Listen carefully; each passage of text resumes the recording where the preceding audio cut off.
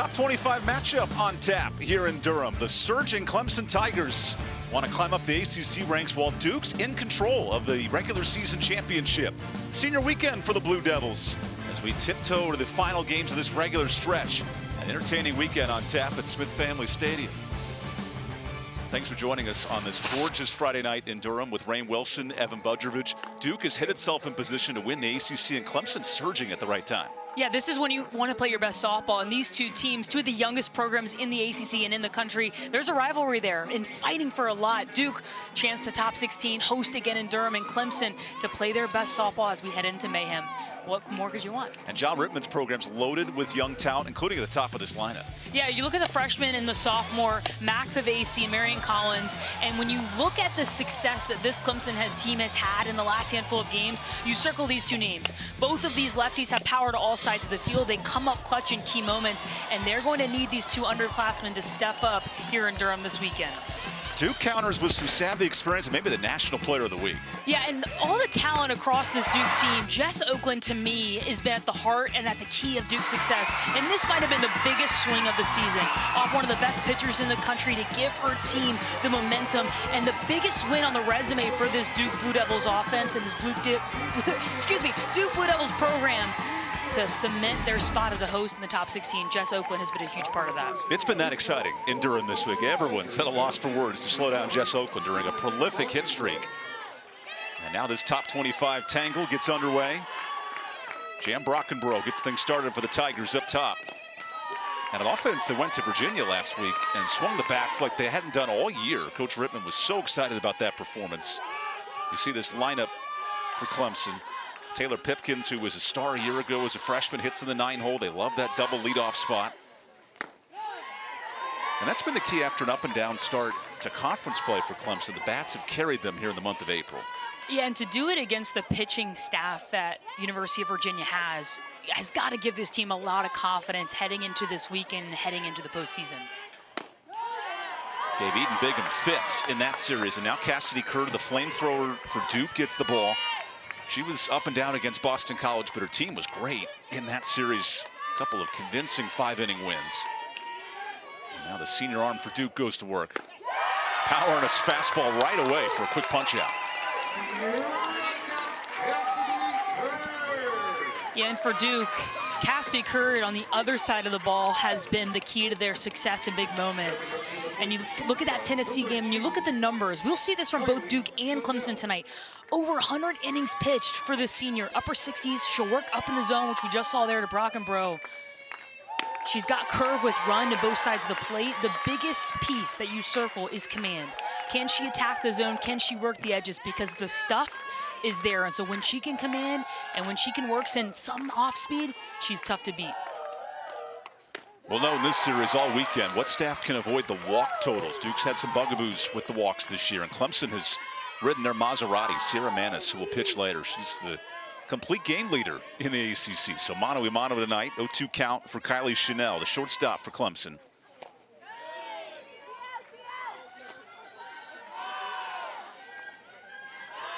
Kylie, this upper two in the lineup, senior and junior, and then loaded with underclassmen in the next 7.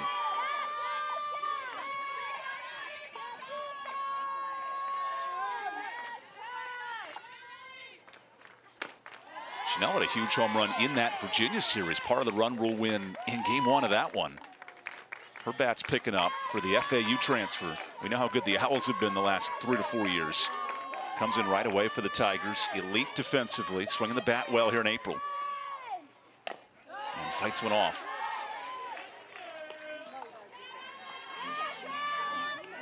Yeah, it's clear this Clemson program and team has a ton of talent. I mean, up and down the lineup, they recruit well.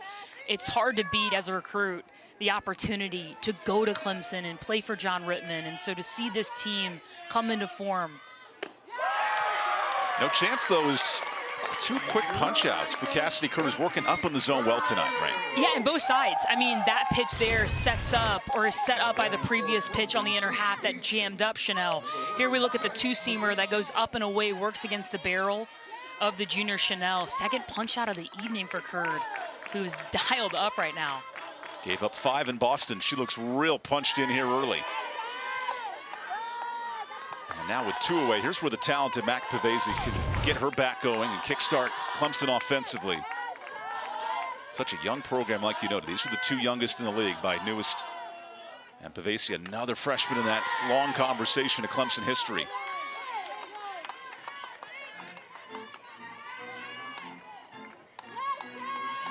Mac's now the 3rd freshman in 3 years to hit a homer for her first career hit in that Clemson orange. Has exploded with some good numbers you see there.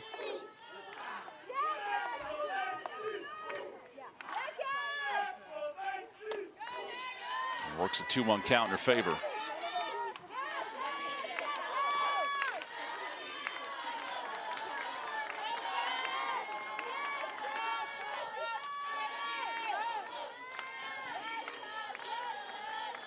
Curd in a 2-1 hole, goes back to her old number 1 for strike 2.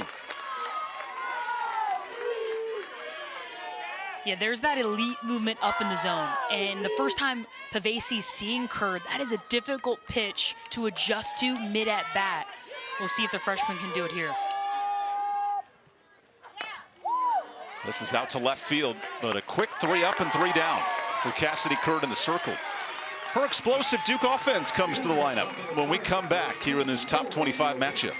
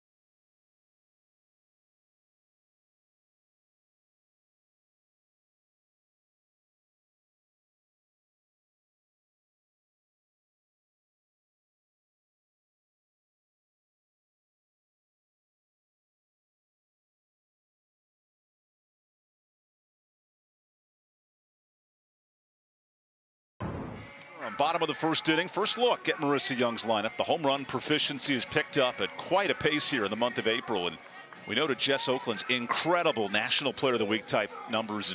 And rain up 1 through 9, there's not much of a weakness in this Duke order. No, certainly not.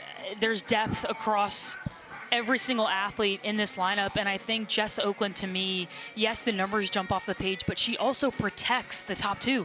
Deanna Jennings and Mina Vega here on senior weekend have been key in this program and what it's done over the last handful of years. Jess Oakland being able to protect them. You cannot pitch around Deanna Jennings. You can't pitch around Mina Vega because you got to deal with Jess Oakland. So more than just statistically, she has meant so much to this team. The lineup starts off with a team captain, a program doubles leader, and then Jess Oakland is top 5 in the country in batting average. What a test here for Sierra Manis, who in a day and age where staffs will use 5 or 6 different pitchers. Sierra, an old school look for the Clemson staff, the upstate transfer. She is an innings eater, a bulldog in the circle, and works almost every inning on the weekend. Here's a slow chopper early and a quick out for Clemson defensively with Collins over there at second. Yeah, you mentioned, Evan, Sierra Manis, the junior, has been the workhorse. We look at Cassidy Curd, 117 innings pitch. How about 157 innings pitch, leading the ACC? She'll work complete games, and she'll do so with a lot of good stuff. Mid-60s curve, rise, change drop. A lot of movement down in the zone, so induces a lot of those ground balls. As the evening gets later here tonight, Durham, the ground does get harder on more unpredictable hops, so we'll keep an eye on that. On a toasty couple of days here to open up this series, and here's the woman who's completely shifted the direction of this program. Amina Vega over 4 years, even better in her senior year. able to hold off on that check swing as well for a 2-0 count. You get the benefit of being the all-time doubles leader at Duke, 66 and counting. Just a prolific power hitter.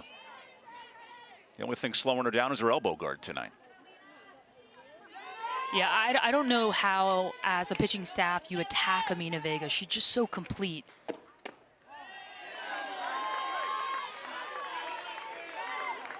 I think early on in her sophomore year, she noticed that she was getting exploited down and in, which Maness is good against lefties, attacking in on the hands.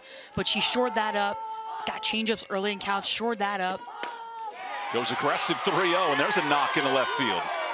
A quick start for one of the best hitters in the country. And the confidence to go after a pitch, 3-0.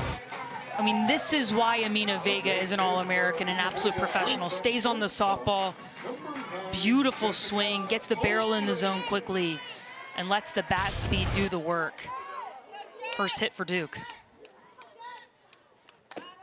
Jess Oakland goes first pitch hacking, and everything Jess Oakland saw a week ago was the size of a beach ball. 10-game hit streak coming in. Amazing ACC Player of the Week honors in her previous 4 games. She's been unstoppable here as of late. Here's Vega heading to second and testing Clemson defensively early. That's a stolen base for Amina Vega. Yeah, we mentioned the drop balls from Maness and the inducing of ground balls. Also, any balls in the dirt. And this is great instincts. This is why Amina Vega is a complete athlete, complete player. There are no weaknesses, reads it perfectly, takes advantage of the extra 60 feet. Now Oakland goes back up the middle. What a snag, it's short. Vega to the plate, and the throw is just late. Look at the speed of the All-American coming in to score.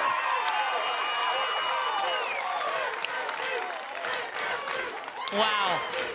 What a call by associate head coach Taylor White in the third base coaching box. I think at the last minute, she tried to hold her up, but the key there was Amina Vega did not slow up at all.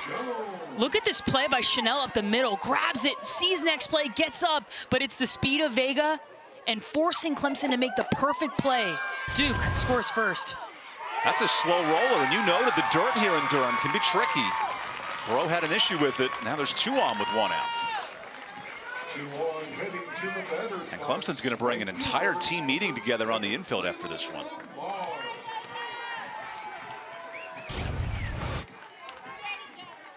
So Tyrena Jones again with a ground ball. This is a play where you just got to know where your speed is. Jess Oakland, great instincts, and that's pre-pitch communication. Hey, got speed on 1, something like that. I don't know if Bro even has a play at first to get Jones because she's got some speed as well.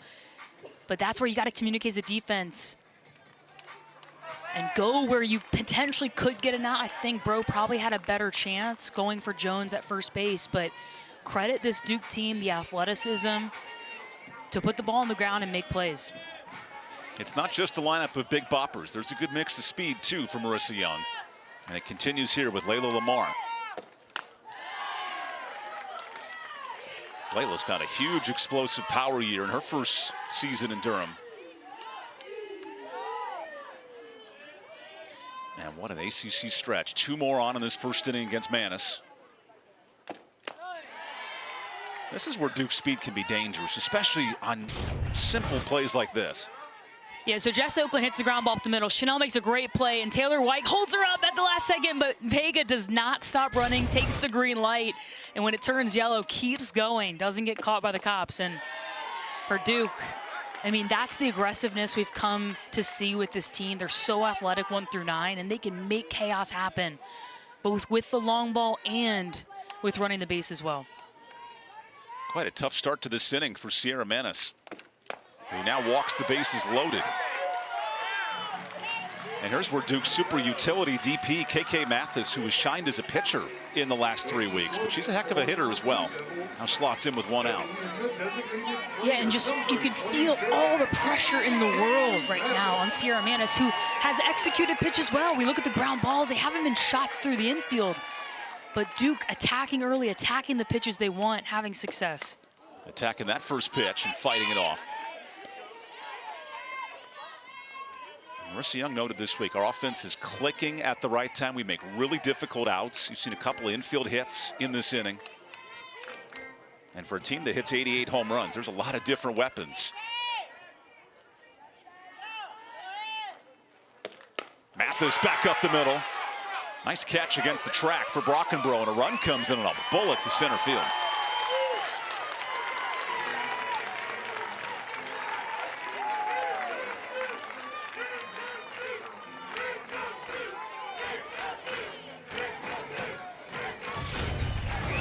And you said it, Evan, a bullet. This pitch misses middle, and KK Mathis does not miss it. A great jump out in center field by the senior Brockenbrough, who got under that. Oakland scores, and Duke scores another. There's a first pitch strike from Manis. Trying to settle into this game. Has been a complete game mastery in the circle for Clemson this year. 12 coming in, but has to work for it in this first frame. Here's a slow roller. And then bobbled at second. Here comes a run to the plate, and the speed of Duke is on full display.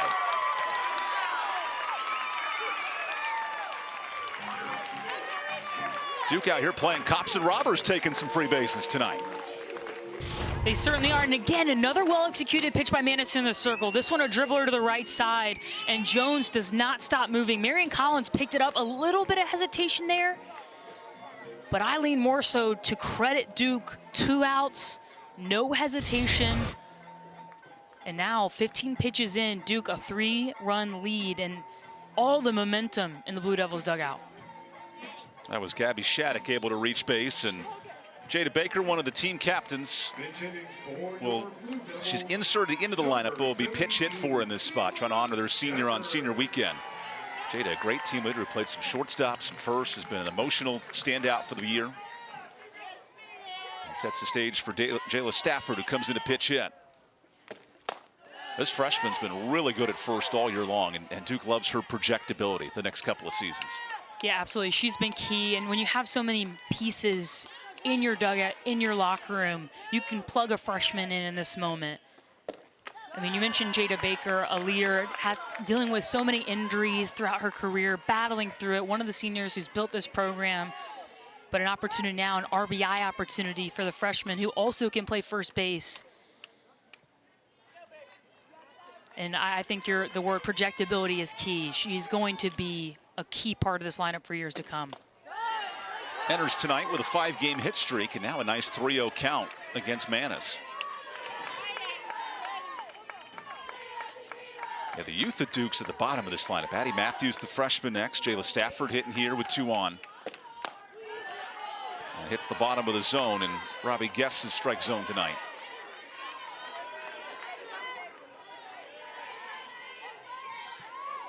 Coach Young was so high on Matthews and Stafford, how they've embraced this opportunity in an old and veteran Duke lineup. There's a slow roller to Collins. That time she makes the play. But after a 3-run inning, Duke is off to a hot start. Clemson searches for a response. Middle of the Tiger lineup when we come back.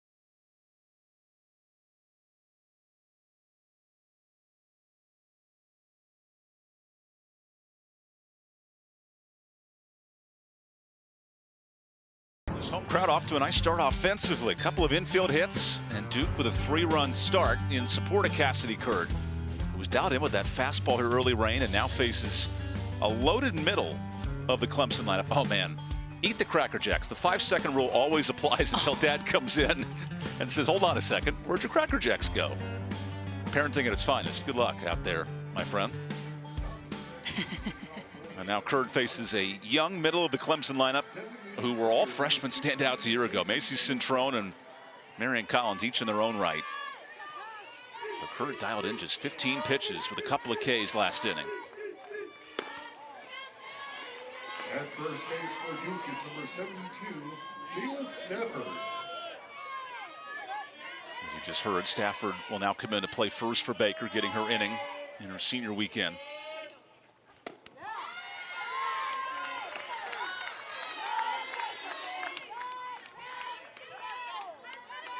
Cintron, who was injured in the fall, making her way back. We'll see her more in the pitching side of things in the last couple of weeks. Fights one towards first, and Stafford a little in and then back. Couldn't play that one in the air.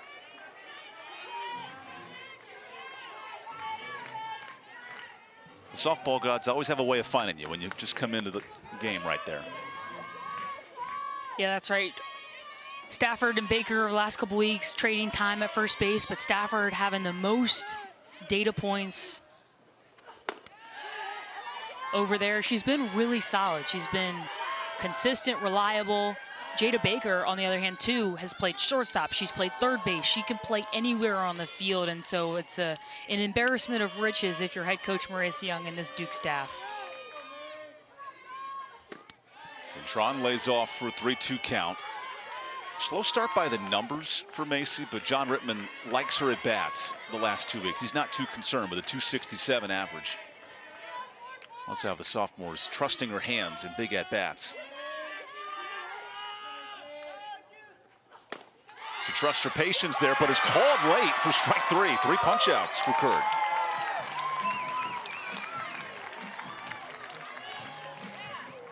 Three-two count. Cintron works it, and it's the arm side movement up that gets the top of the zone, rings up the sophomore.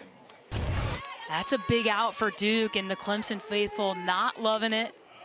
And as a hitter, I can't blame him there. Well, from a hitting standpoint, if you're given that upper part of the zone, how do you adjust offensively? Well, I think that's the key, is adjusting offensively, adjusting your hinge, staying more upright, knowing Curd's going to work up in the zone. But now it's the second time through where you have to know the strike zone. I think the biggest frustration for a hitter is when you don't know what's going to be called. Your first time through, okay, great. I hope our pitcher gets that call, and at least now I know next time that is going to be a strike. And to me, that's also a pitch that Cintron can do some damage with. So there are worst case scenarios there. Marion Collins goes right back up the middle. Well crushed off the fence. And good defense to hold it to a single on a loud shot from Collins. You get spoiled in Durham by Deanna Jennings' defense, almost expecting her to catch everything. That one gets past her. Yeah, this one was drilled by Marion Collins. I mean, an absolute laser off the bat. On time, first AB, and great point by Deanna Jennings. You expect her to catch most everything that gets out there, but how about the play off the wall to prevent Collins from extending to a double? That is a huge defensive play and a great hit for Clemson. So Sarah Bro's turn. Part of this elite 3-year stretch of freshman classes for Clemson. Of course, as a program, they went through their 4-year cycle of original players, but now this is that next generation. Sarah slots it in on Miami Springs, Florida. Big 3-run homer against Presbyterian on Tuesday and lays off here. John Redmond, who rebuilt Stanford, doing the same thing here at Clemson after a great first 6 years. Now team 7, trying to get over that hump from a deep super regional run into Oklahoma City. As Curd dots up another strike.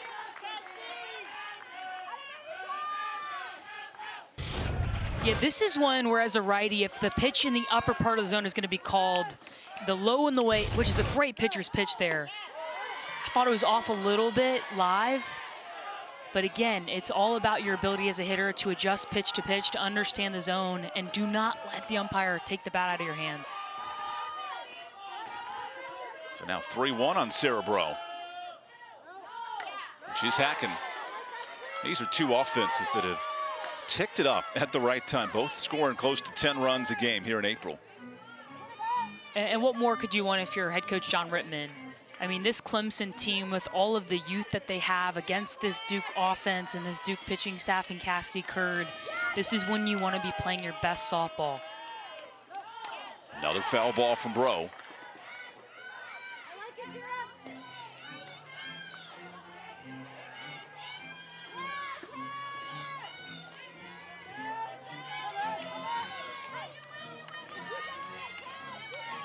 Senior ace versus young lineup of Clemson, but a hit from Collins gets things started. Now the 3-2. That's a really good battle with 2 strikes. It absolutely is. I've been really impressed by Cerebro this year and her ability to adjust pitch to pitch, her ability to get on time. Cassidy Curd induces a ton of swing and misses, but as a hitter, when you can start to time her up, you start to foul pitches off, you see more data points, you lead to more success. Leading to a patient take. That hit her regardless, so now 2 on with 1 out for Clemson.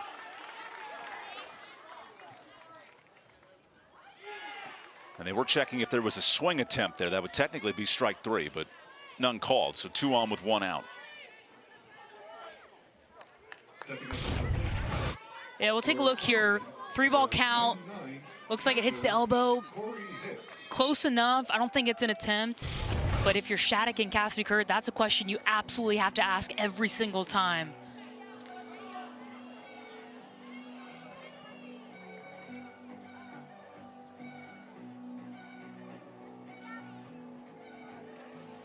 So Marissa Young immediately goes to the scouting report because the dangerous Corey Hicks is next after this 3-2 pitch. Yeah, that's a really, really, really tight call, and that's a judgment call for the umpiring crew that can be really challenging. A good pitch by Curd. If she swings there and it hits her, she's out. But Clemson has the call go in their favor, first and second, knocking on the door here in the second. For the Oklahoma transfer, now in double-figure home runs, Corey Hicks takes a quick strike. We know Dakota loves to work up on the zone. Corey smacked a pitch towards her letters on Tuesday against Presbyterian for home run number 11.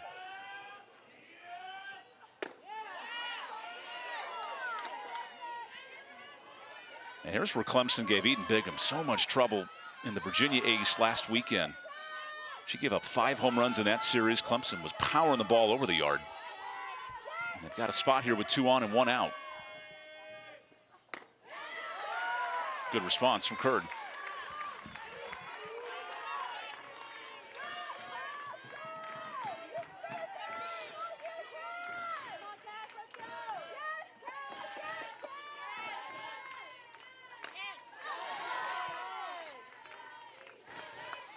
Corey from a family of great players. Her mom was a pitcher at West Valley JUCO out in California. Her dad played basketball at the same school they met. And then her sister plays at Fresno State. So all different talent for the Clemson transfer coming in at Oklahoma. Trying to put her paw print on game 1. And lays off.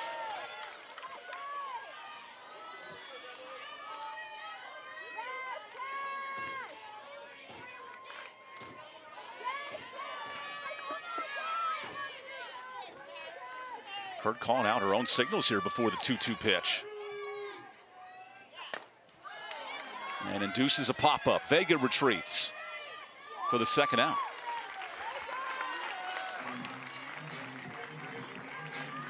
It's interesting that Curd communicating to Shattuck what pitch she's throwing with that number sequence. Yeah, you'll see that usually a few times a game with Cassidy Curd, and it's really a, hey, what feels best for you right now? So Curd will look at the wristband, identify the pitch, yell out 3-2-1, 1-2-4, instead of Shattuck having to take a timeout to go speak with her pitcher.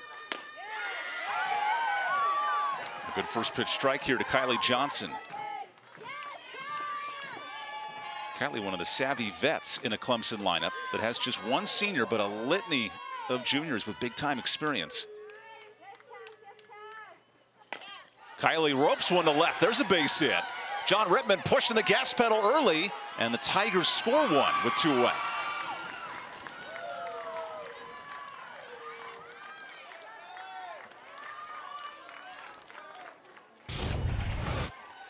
Yeah, we'll take a look at this one. This one peeks out of the middle, and it's Kylie Johnson who takes a pitch away. But look at the barrel. Barrel out in front, drills this. Addie Matthews, a little hesitation there. Surprised she didn't get it in quicker. Don't know if they would have had a chance at home with the speed of Collins. However, that's a play that you got to get the ball in. There was a little bit of hesitation from Bro, not known for her speed at second base, but if there wasn't that hesitation, there's a chance there Bro advances to third base. But, you know, you're up by 3 runs. You want to prevent the big inning. You certainly don't want to airmail a ball over your catcher and create that big inning for Clemson if you're Duke. And now Taylor Pipkins sitting pretty in a 2-0 count. And this will bring Shattuck out for a quick chat. And when Kurt's dialed in, those strikeouts came with ease, the first 4 hitters, but Clemson has made the adjustment now, these last 4 batters. All smiles from the battery that time.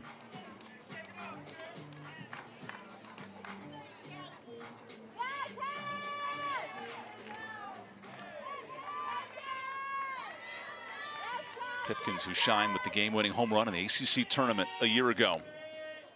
And we're just 2 weeks away from that drama unfolding. And a quick 3-0 count to Taylor.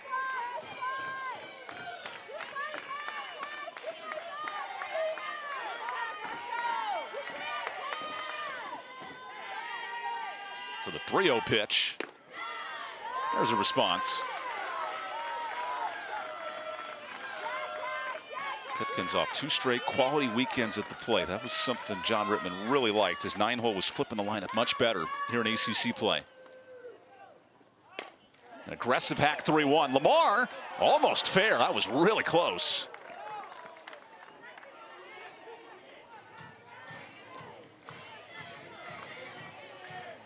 Yeah, now 3-2, 2 outs. Runners will be moving. We'll take a look at this one. A little bit late by Pipkins, but a lot of barrel. Layla Lamar choosing to take the route to get it on the bounce. As a general rule of thumb, especially in a situation like this, you're up 2 runs. You don't want to dive on the foul line and potentially create a triple, 2-run scoring triple, maybe even inside the park home run. So I like the decision there by Lamar. So the payoff pitch is down, and the bases remain loaded for Clemson. A lot of foot traffic in this second inning after going down in order in the first. Yeah, and credit Marion Collins for getting it going with a ball drilled out to center field as an offense and as a team. That can give you a lot of confidence. Like, hey, if we start to barrel balls consistently, that puts pressure on the defense, it puts pressure on Cassidy Curd to not make mistakes. And when you try to, you get tight, and sometimes those mistakes can happen more and more. Big hack from Jan Brockenbrough. The lone senior in this Clemson attack, and she's been prolific. And Kylie Johnson out in second base, calling where she thinks the pitch is gonna go. Doesn't there.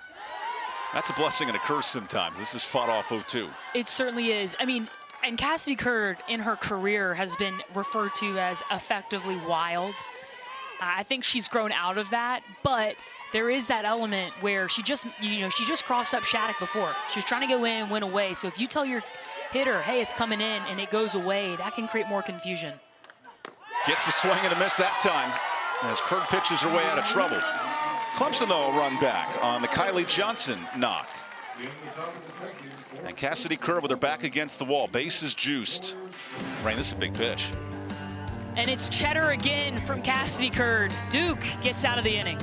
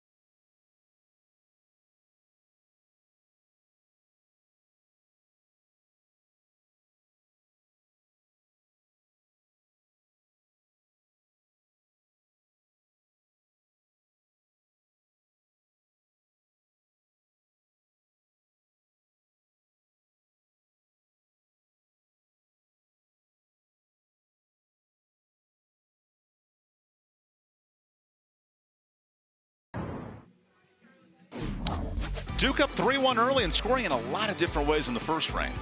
Yeah, it was Amina Vega doing what she does best, getting on base and then using the wheels. And this Duke offense, we talk about the power, we talk about the ability to hit to all sides of the field, but how about the base running? Using what Sierra Manis has given them, ground balls, and then taking advantage of the wheels, having plate discipline, which is what we've seen, and that pressure allowing for pitches over the middle to be barreled. And then, of course, the error by Marion Collins. Another piece of that pressure that Duke applies that can create those moments as a defense where you start to rush. And when you start to rush, bad things happen. Mercy Young said it. It's a hunger to get better for this program, even in the midst of a nice 6-game win streak. They've run-ruled 4 of those wins. But in a series like this, where both teams can easily score 7-8 runs, you see this score 3-1 early. That's not how it's going to end tonight. No, absolutely not. And across college softball, we are now used to a game where it's 8-10, 9-7, 14-16 the other night with South Carolina, North Carolina. Duke came back from a 6-run deficit to Stanford in Game 3. I mean, it's just a different game being played now, and it's fun to watch as a fan of offense. Addie Matthews gets things started for this Duke attack. Aggressive hack from the freshman. Yeah, the Duke offense that's top 10 in pretty much everything from an offensive and slugging standpoint. And Matthews, that new piece inserted in. Coach Young loves her clutch factor. Gets the start of the inning this time.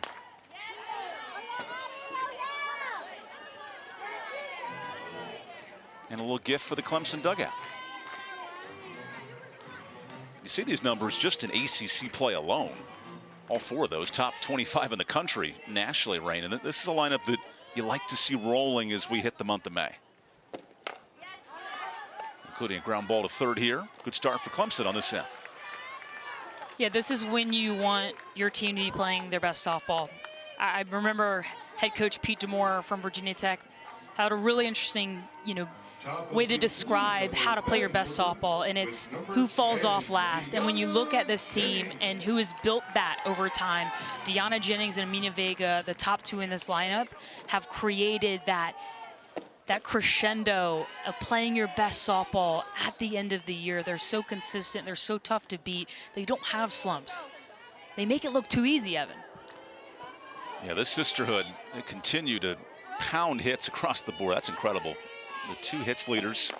Vega, the doubles leader all time. Jennings is a tough out regardless of what she's doing at the plate. Yeah, a true triple threat is Deanna Jennings. Came into Duke and really used the short game, used the wheels, was the fastest player in all of Duke's softball program history in terms of their weight room, strength and conditioning timing. But then, found a power notch to turn up. And so now has the ability to hit to all fields, outfields back, but also can use the speed. That's well defended. There's Sarah Bro making 2 quick plays to start the inning. Sarah Bro has been so much fun to watch at third base. I mean, just makes it look easy, casual, another day at the ballpark. The freshman plays like a senior over there at the hot corner. And I have no doubt she'll be a mainstay there for her career.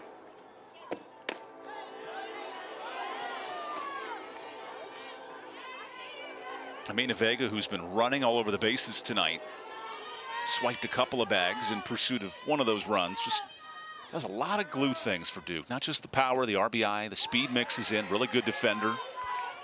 There's a lot of numbers out there that Duke will honor with their seniors this week, but Vega may be most emblematic of how this program has succeeded the last 4 years. Yeah, she's so complete. When you have an athlete on your team for 4 years, I would put Deanna Jennings in this mix too.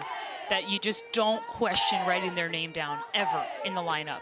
Defensively, offensively, base running, arm strength. I mean, complete 5-tool athlete.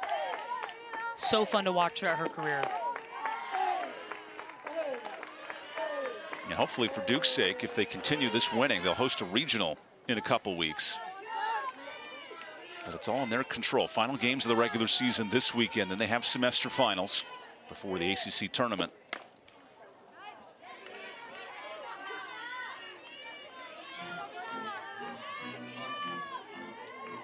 Vega's still riding a 30-game reach base streak, which goes back to early March, which is hard to fathom. It's remarkable. We'd have to go look back at, that 31st game, and it maybe if she just lined out to people and hit the ball hard, but it's just remarkable as we some sort of they're having a conversation. That's all. Yeah, how do you pitch to Vega 3-2, Yes. who's bound to add another number to that All-American board in a couple of course. weeks? Sierra Manis' challenge on 3-2.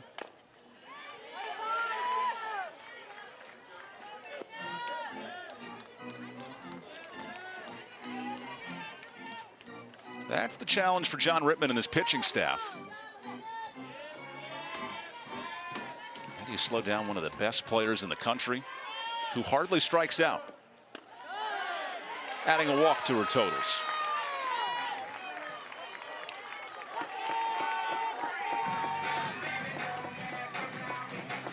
Yeah, it's like she just doesn't get herself out. She doesn't chase. She doesn't bite. She doesn't get anxious. On a 3-0 count, she'll hit a bullet to the left center gap, and then she'll take the walk the next at bat. Oakland tips one to short. Chanel to the ground, and now Vega's going to 3. Amina Vega, the wheels are cooking.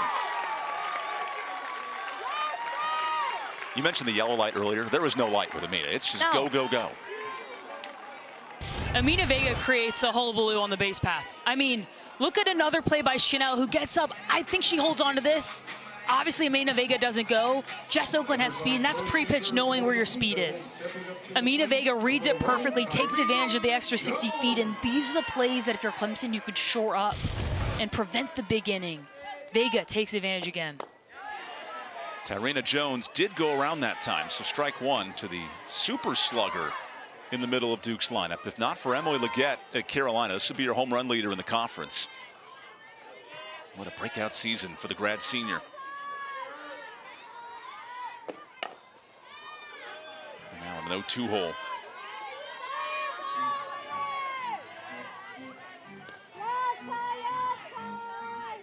Coach Young touching on the adjustments with Coach Taylor and Tyrena throughout the year, how that power has really picked up here in March and April. We've seen it, home runs already 5 in the month for Tyrena. And a hard hit ball that sneaks through. It's not just power for this Duke attack. A 4 spot early.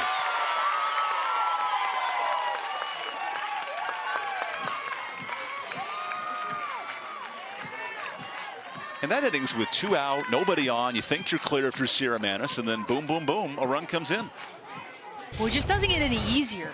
I mean, the speed and athleticism of this Duke team enabled Jess Oakland to get on after Chanel makes a great play.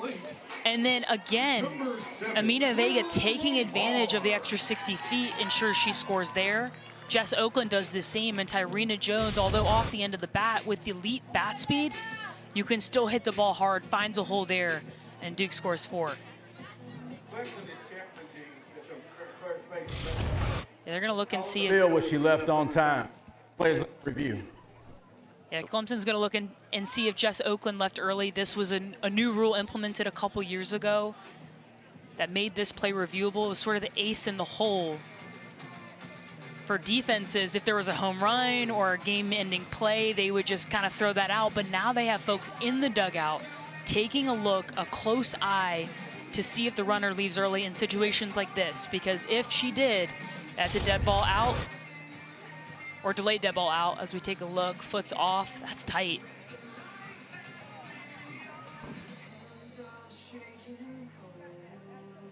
And it's when the pitcher releases the softball. Which would be right there. Foot's off, but I don't know if you have enough there. Yep, remember the call in the field was she was on time. And based on that angle, it's really hard to get all the elements together to overturn it, but it is a unique challenge there. If anything, it's a chance to give Macy Cintrone some time to warm up.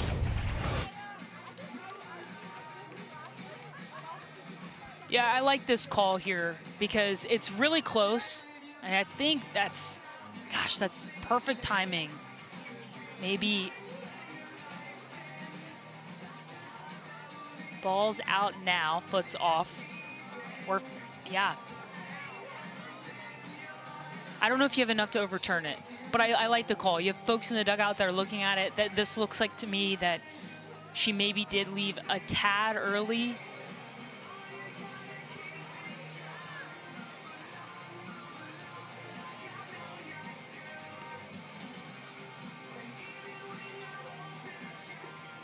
Gosh, that's close. Looks like that foot does come off a tad early. This will be huge. Donald Brown with our ruling.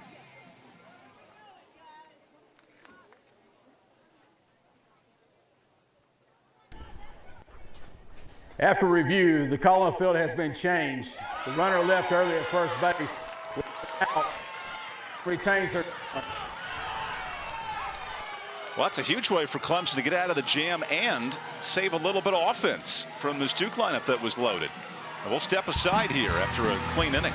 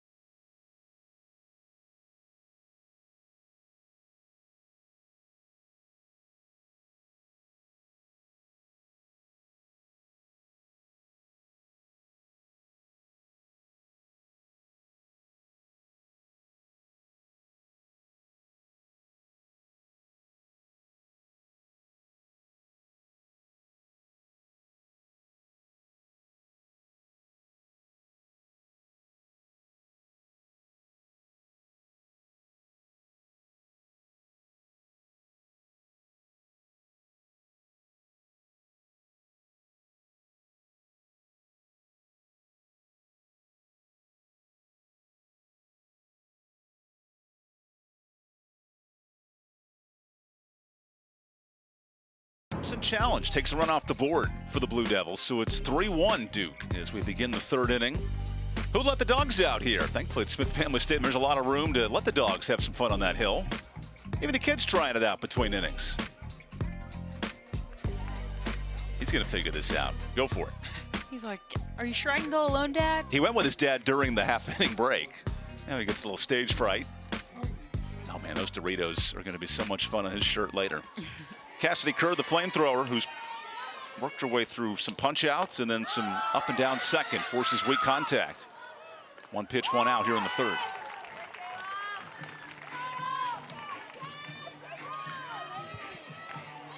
And this is a quality bounce-back effort. Kerr was hit around a little bit at Boston College, pitched just once in that series, and she looks really dialed in today. Yeah, huge outing against Tennessee. In that midweek matchup, they go up to Boston, they play well, but to your point, not a lot of innings for Curd. And you look at the workload that Cassidy Curd has had, now nearing 120 innings pitched. They're going to need her throughout the postseason, so I imagine there is an element of saving her energy as much as they physically can. Curd is fourth behind Manis for most innings in the ACC. And you're right, as you gear up towards that tournament,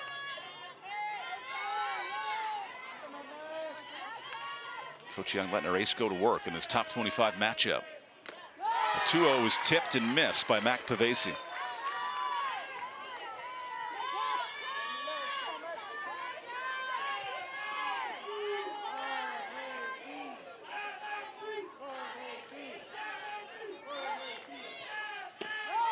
Here, this Clemson crowd start to get engaged, but a good strike response from Curd. Two of the youngest programs in the ACC, but they have been two of the best outside of Florida State these last 5 years.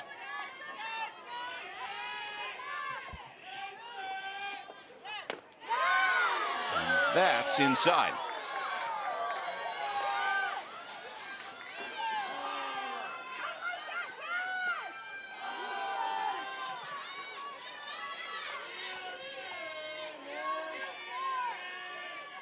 Full count pitch brewing from senior to freshman. This is poked to center. Jennings to the track, and it's off for glove. Home run, Pavesi.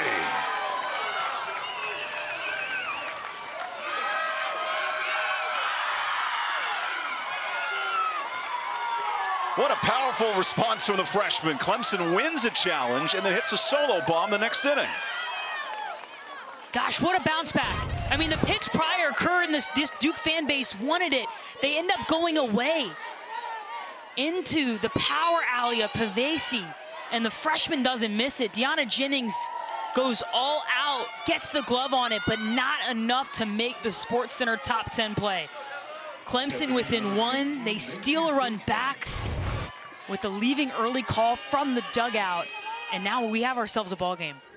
That's how you flip a script right there. And now Macy Centrone was warming up, maybe to come into pitch, maybe to alleviate Manis with all that trouble. We'll see if John Rittman continues to leave Manis out there, but this is quite a luxury now for Clemson.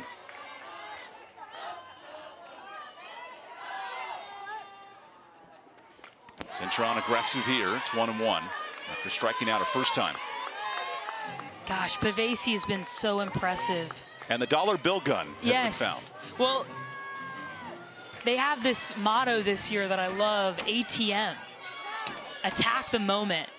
ATM, and so they celebrate with the dollar bills. It's all about resetting for them. And so, you know, you give up 3 runs. It feels like the momentum is in the Duke dugout. You've made some mistakes defensively. And then your dugout stays locked in enough to notice a runner leaves early, saves you a run. And then the freshman gets up and has a quality at bat and hits a line drive over the fence. And now your team's right back in it. By the way, those fake $100 bills have pictures of the coaches on them, which I always enjoyed. There's plenty of power between these clubs. Duke has almost 90 home runs, and Clemson's home run bats have come to play, at least in game 1. As Kerr works another full count.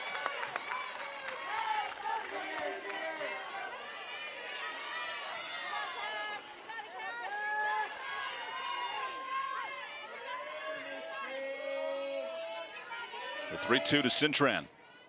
Good battle. Macy set the freshman record for RBIs a year ago, 51.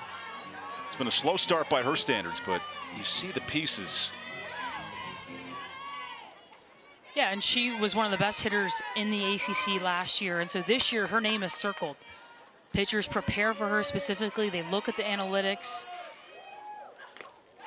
These are really good at-bats, too, all with 2 strikes. And this is what you want if you're Clemson. You want to create more data points, put the workload on Cassidy Kerr. 62 pitches through 2 1/3, 8th pitch of the AB. That's a quality at bat.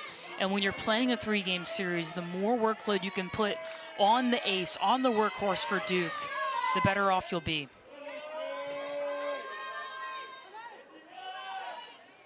Pitch 8 is swung on and missed. Kurt elevates for the second out. Cassidy Kerr.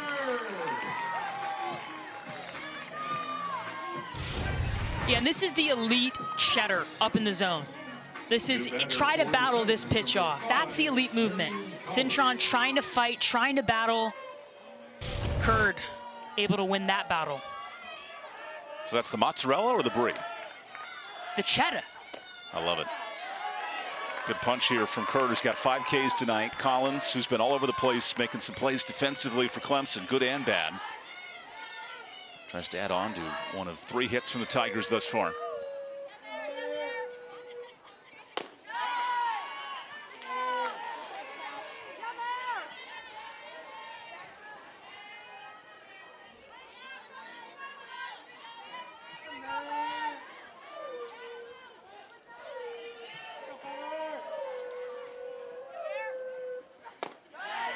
Patient take. You've noted the workload for Kerr starting to amp up in this 3rd inning. And now both teams have arms starting to warm in the pen.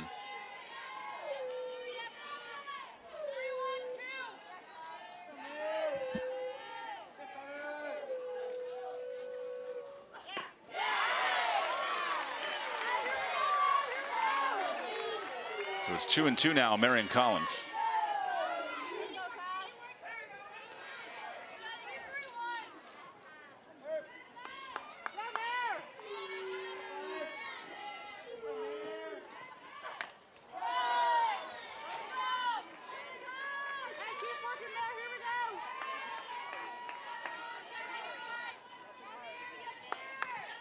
Collins part of that all-freshman team last year. He's had some huge at-bats in non-conference series, especially against Georgia in a big win. Now trying to find her swing as we hit this final 2-week stretch. And pitch 69 elevates for Kerr, who's jacked up after her 6K.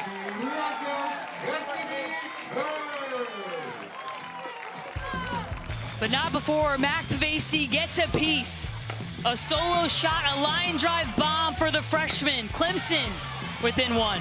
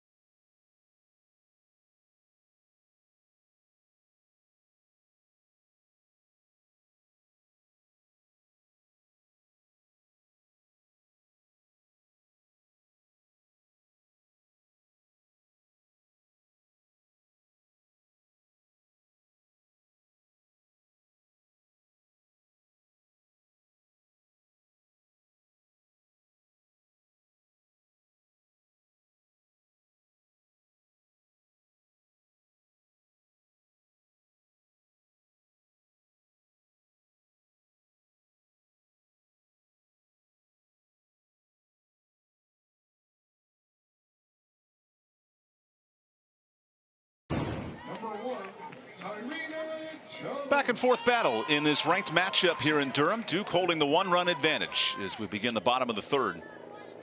Sierra Manis and Cassidy Curd have had to work their way through these explosive lineups. And Tyrena Jones, who did single last inning, but that was called back after the challenge. It was a dead ball out with the runner leaving early. Not only does the run come off the board, now Tyrena has to re-hit coming out of the middle of this Duke lineup.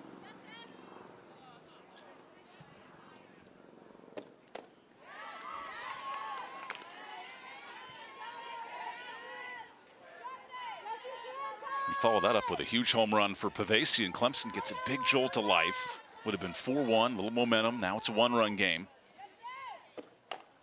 And Jones off her front foot.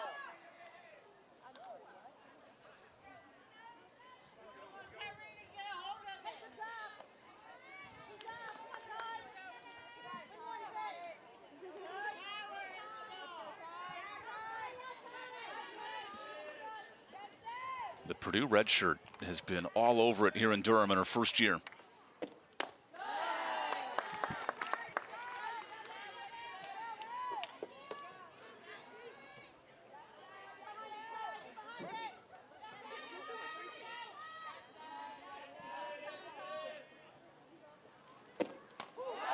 As Manis works it full.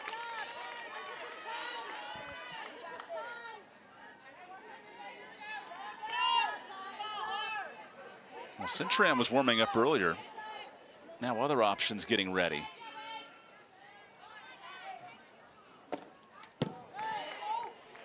She did not go on that pitch, so a leadoff walk for Duke. Now we'll take a look at the side swing here. Does the barrel get ahead of the hip? Does she roll her wrist? Nope. Thought about sprinting there, but instead sold the walk.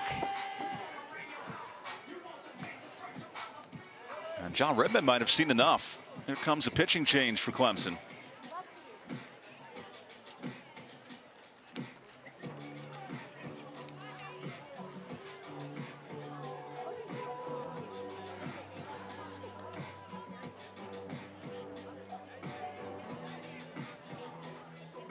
Also, the athletic trainer's out, checking on Manis's right shoulder.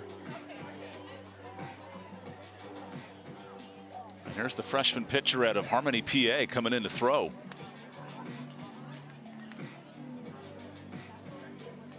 Lexi, the two-time Gatorade State Player of the Year in Pennsylvania. Manis, who's an innings eater as good as anybody in the country. But this is definitely something to circle here for Clemson. Your top ace now being evaluated by the athletic trainer, Dylan Taylor.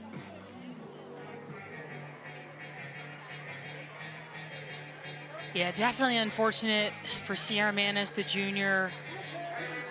Looks like they're already bringing the ice out.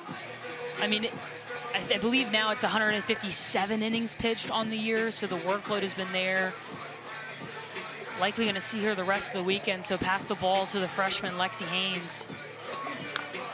Now in the circle for the Clemson Tigers, right-hander, number 33, Lexi Hames. Lexi's largely pitched in non-conference games, but this is an important test. We noted not just the innings, but the amount of games that Manis has thrown. So getting good innings from Hames today will be important.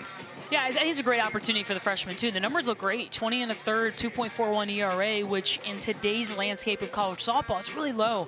You look at the 23 walks, though. That's the number I circled. Try to prevent those as much as you can. Up to 70 miles per hour, she'll work a rise, drop, change, and screw. The go-to is the rise ball, which complements Sierra Manis really well. And they're going to need that complement against this Duke offense to keep them off balance and miss barrels. Just the third ACC outing of the year for Lexi, who gave up a home run against Virginia Tech back on April 3rd. That's the last time she pitched in a conference game, but was locked in against the Blue Hose at Presby. 5 Ks and 2 scoreless innings earlier this week. You do wonder with Sierra's situation how that will change the dynamic. Not that she's necessarily hurt, but definitely being evaluated.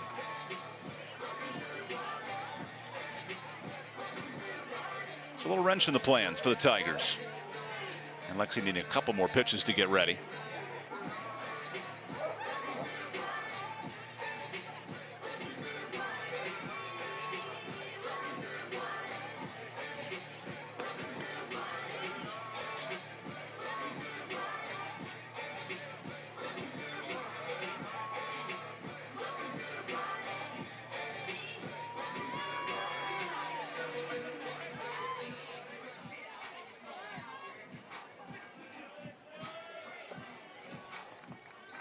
So Lexi Hames facing this top 10 scoring offense and power-driven club. Layla Lamar's been as good as anybody, especially in the last month, of driving the ball out of the yard.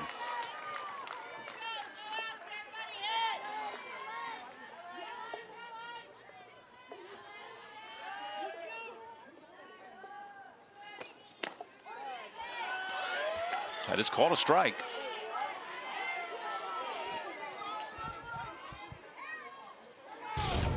You know, we don't have ABS, we don't have a K-zone, but this crosses up the catcher Hicks, but that's a strike. And I think for Hicks, if you know your pitcher might cross you up, stay a little bit more middle and frame that pitch up. You know, not only do you have a better chance of getting that call if you frame that pitch up and you put your body in position where you can catch the spot she's supposed to throw to and the miss, but you also look after your home plate umpire. I mean, just that glove movement alone gets the Duke fans all over Robbie Guest behind the plate. So just a little bit of adjustment there by Hicks, I think, will help out her pitcher and her home plate umpire. There's a lot of juice here from Lexi Hames, the two-time Pennsylvania State player. And Lamar, her first year in Durham, you see the power influence.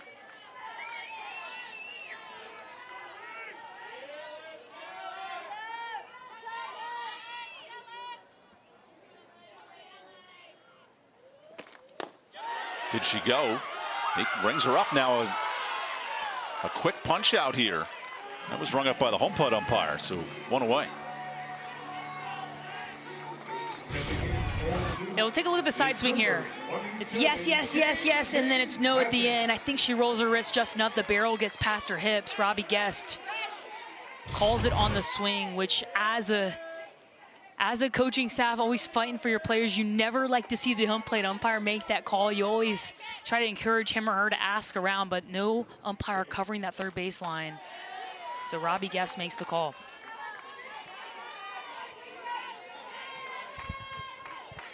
Mercy Young watching her daughter strike out a moment ago, and now her DP, KK Mathis, will slide in.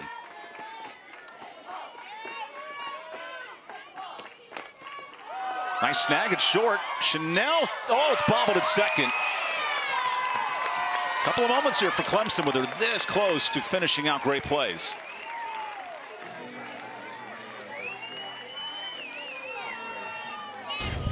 Yeah, and this one just a heartbreaker. Chanel has now made 3 diving stops. This one, the best opportunity to get it out from her stomach, and Collins just takes her eye off it that last second. Says to her shortstop, my bad. But for young athletes watching, it can happen to anybody. Sometimes our hand-eye fails us. Duke takes advantage here in the bottom of the 3rd. Shattuck searching to be the beneficiary. Watches ball 1. There's been a lot of outs gifted to this explosive Duke attack, and all Shattuck did was drive in 7 and hit 3 bombs last week against Tennessee and Boston College. Aggressive hack here. Good snag at 3rd.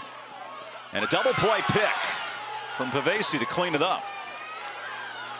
Clemson inducing weak contact in a clean inning. Well, Rain, you played that left side here at Durham. You got to love plays like that. Yeah, and Cerebro makes it look way easier than I did. How about having your teammates back? Short hop, tags 3rd, great throw over. Clemson chases the lead.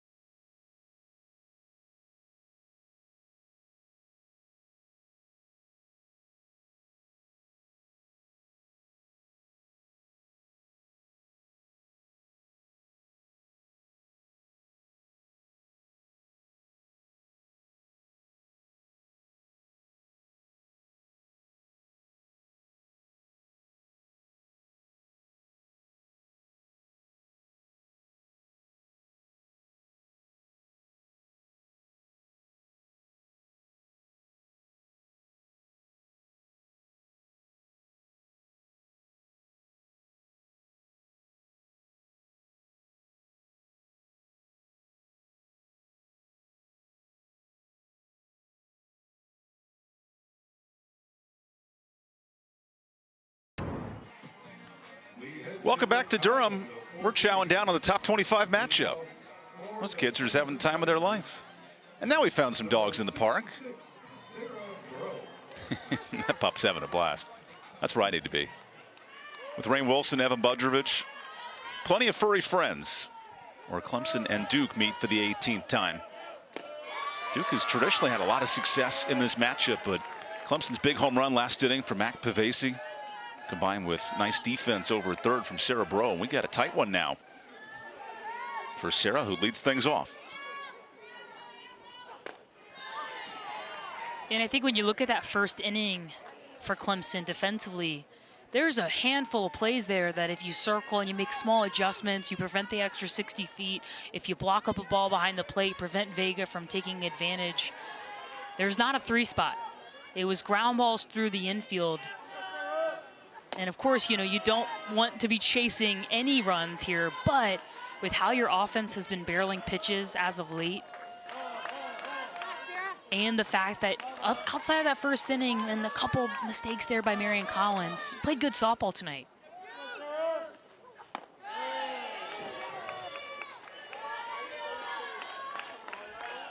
High pitch count, but also high strikeout totals for Cassidy Curd, who's nearing 600 career strikeouts in her Duke tenure. She might get it as early as next week. Here's the 2-2 on Sarah Bro. Adding to her punch-out totals, 6 and counting.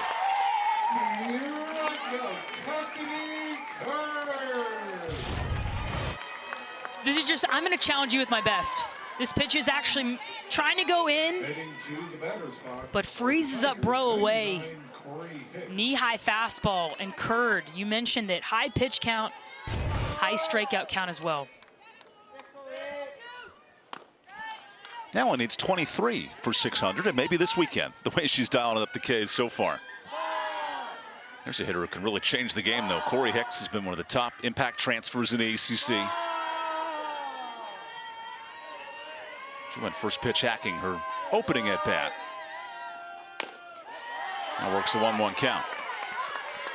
And I've been really impressed by Gabby Shattuck behind the plate, too. Early in the season was splitting time with Kyrie Rodriguez. Her bat got her back in the lineup, and I think she's framed up pitches really well. There's another pop-up towards second. Too quickly away.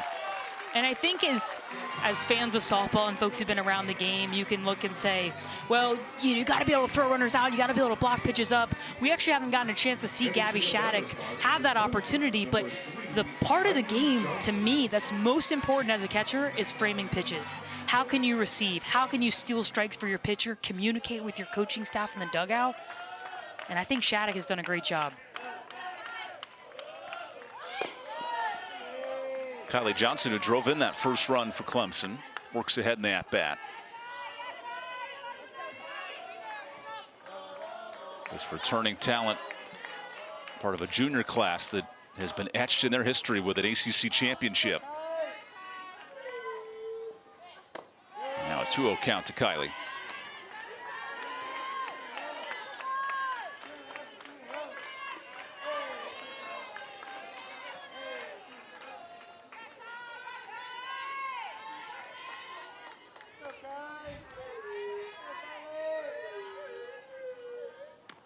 Ooh, right in between the back there for Kylie. That's a painful way to get on with 2 away. Ooh, yeah. Bruises are temporary, on-base percentage is forever, but this one, goodness. I think my obliques hurt just watching that. Yeah, you can even see Coach Fristing in the background. Grimace. There aren't many exercises in the weight room that prep you for that kind of pitch. No. Good news, Kylie looks just okay coming back in. Yeah, first glance, I thought it had a chance to hit her elbow, but glad it didn't. Especially one of the few athletes not wearing an elbow guard, Kylie Johnson, but finds a way on base, and a good opportunity with how hot Taylor Pipkins has been as of late. So the 4th inning continues. You noted Pipkins, what a dynamic player. Has done a lot of different things in her 2 years at Clemson. And she goes first pitch. Shattuck squeezes it, and a clean 4th for Cassidy Curd. She's all about it, helping out her battery mate. Plenty of dancing and fun in this top 25 matchup.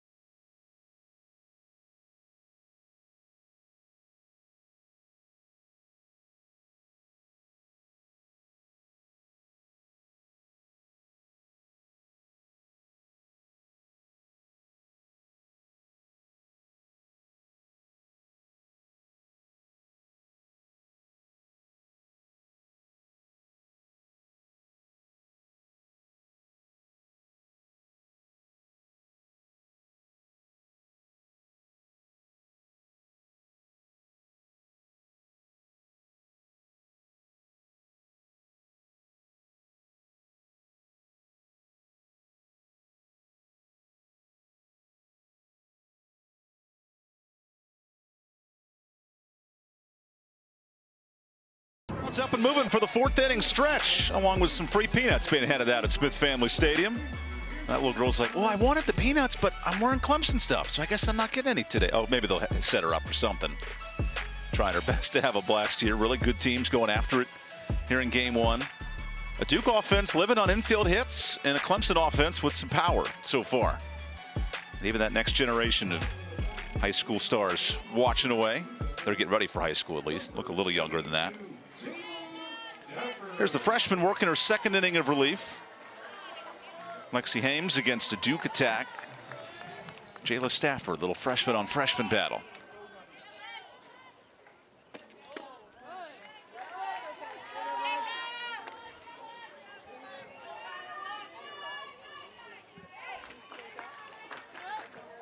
Jayla, who replaced Jada Baker, getting the honorary start in her senior year, senior weekend as well.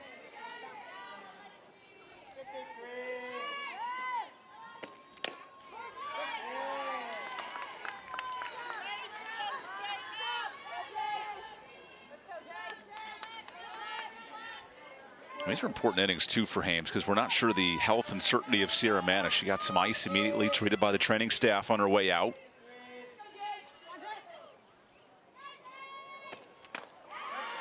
Now there's some good heat here, 270 with ease from Sierra.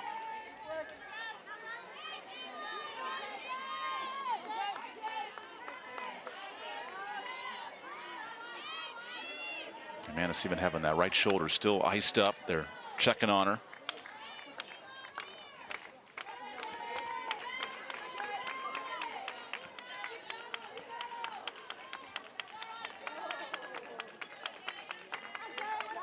Although getting zeros against this Duke lineup is not easy. 2 straight though for Clemson.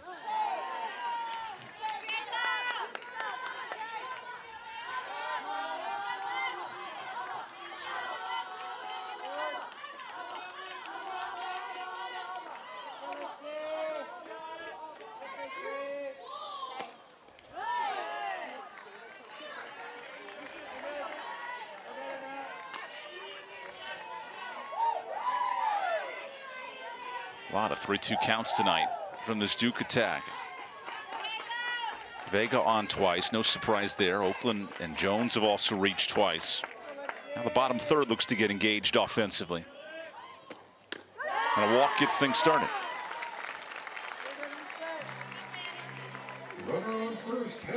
Yeah, freshman on freshman there. That's a great at-bat by Jayla Stafford. It's clear when you watch Lexi Hames warm up. She's got good stuff. As we see Jada Baker coming in to run for Jayla Stafford. And return most likely defensively as well, but it's the free passes that Clemson has struggled with throughout the season. When they've gotten into trouble, it's by giving those to offenses. But you got to credit Duke, who's had great plate discipline. And as a pitching staff, it's hard to attack offenses where you feel like if you miss over the middle, they'll make you pay. There's the senior out of Longwood, Florida, re-entering. And now Addie Matthews to the plate. Oh, that skips away. Awkwardly hit Hicks's knee guard. And an easy 360 for Duke.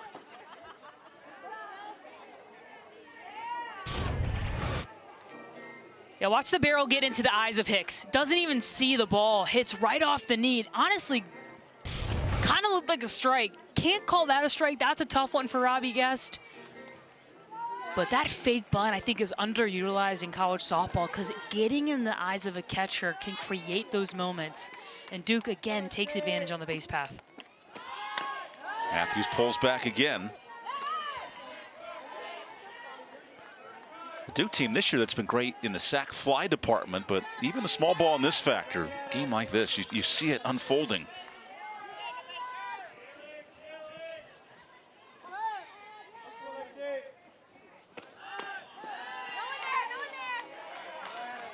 Now in danger of walking the first 2 in the inning. Here comes John Rittman for a chat.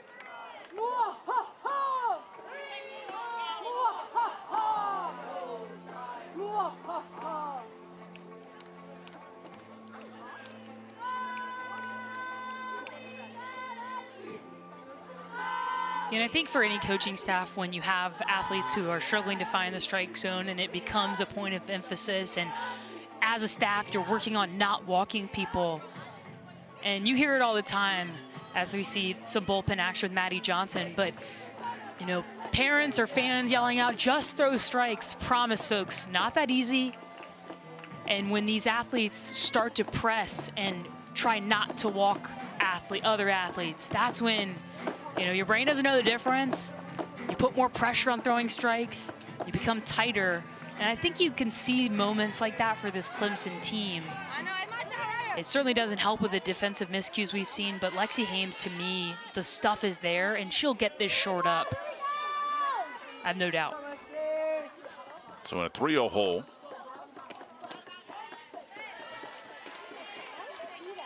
Do you consider the bunt here if you're Matthews 3-1? I don't think so. I mean, it depends. Addie Matthews has also dealt with injury. We're not privy to what's going on. Is her hand feeling good enough to swing? 3-1 though, I'm letting my hitter swing.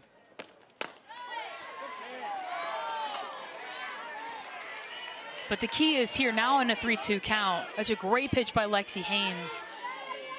But now if I'm Hames, if I have confidence and command on the inner half to try to get Addie Matthews to roll something over to the left side, I'm gonna attack that part of the zone.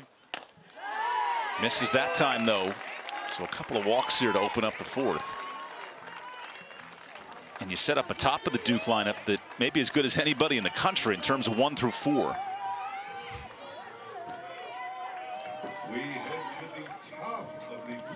This is not how John Rittman scripted the fourth inning. His offense had a couple on, could not cash in. And this dynamic all-time hits leading duo of Jennings and Vega now slot up.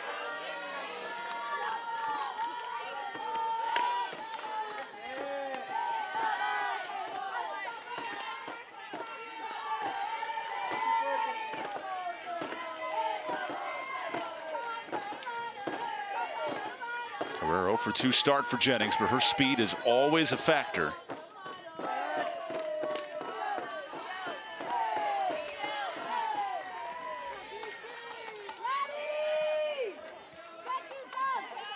Look at these top 3 hitters. Whew. I mean, those are all-American, all ACC All-American type numbers. And we're in the final week of Duke's regular season. They have no games after Sunday. Jennings chases one that time.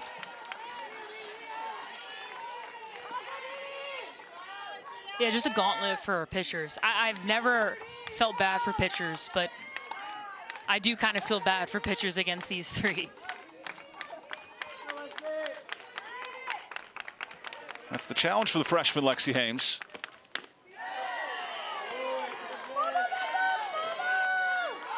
And that's a great executed pitch. 2-strike count. You go right back to where Deanna Jennings chased. And this is why Deanna Jennings is so good. A veteran. Knows they're likely going to go back there. It's the cat and mouse game. Doesn't bite there. 2-2. Goes the other way, and Jennings delivers. Clutch knock after the 2 walks early, but the out is recorded at third. Aggressive base running, and Clemson gets it out there, but a run in for the Blue Devils. That's a double for Deanna Jennings. You know what that And this is where we see Duke's aggressiveness on the base path. Every now and then when the defense makes a great play, it can bite you. Deanna Jennings again making adjustments mid at bat. Gets a nice piece of this one. Line drive to the left side. Look at Jamison Brockenbrough get around that ball. Baker scores and then dials up the throw to third base. We don't see it there, but we'll see it here. And it's, look at Bro. Short hop to tag. Now heading for third base. And a close one. Well, Duke is never afraid to push that gas pedal and see what they can get. for Duke, number 17, Amina Vega. Just a great jump. Sees the ball in the dirt, trusts her speed. Even on a perfect play, Deanna Jennings has the wheels to get to third base.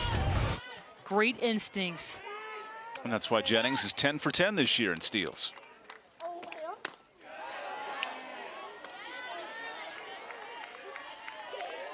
But to go back quickly to the Brockenbrough throw to third base, I think I even saw Associate Coach Taylor White mouth, like, it has to be a perfect play to get Addie Matthews there. Brockenbrough makes the perfect play. You tip your cap as an offense, but you don't change your approach. Vega with a massive hack. Yeah, we'll take a look at the throw. Look at the short hop grab by Bro.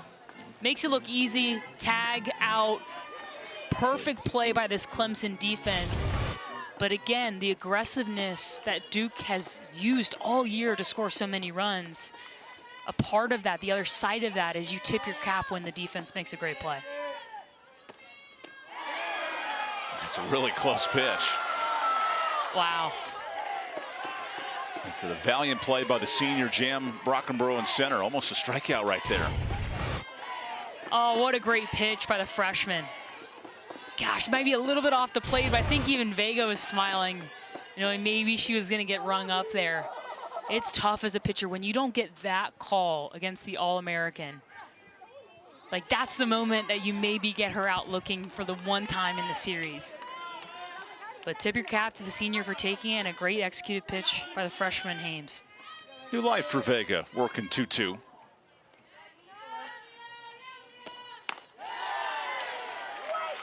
And this is where Mina Vega is such a tough at bat. You think you have her with a punch out. Now full count already on a couple of times today.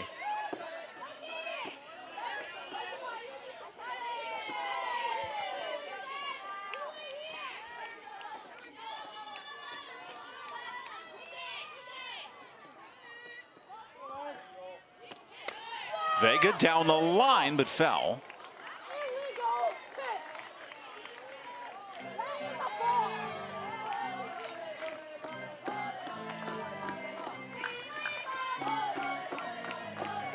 Now time's call, we believe an illegal pitch led to ball 4 there. Not sure what she did on the setup.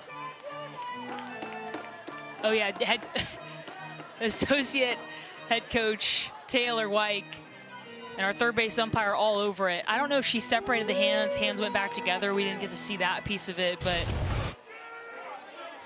Eddie Hall all over it. And if you ever hear that as a hitter, if you're a young athlete playing, you hear a legal pitch, always, always, always swing, because you can take the result of that play. Stepping up to the plate for the Blue Devils, number 9, Jessica Oakland.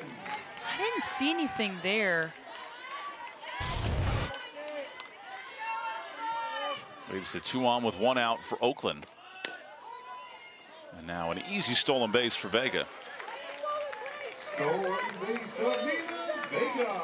Puts even more pressure on this Clemson defense that's had to make some great diving plays, especially from Chanel tonight.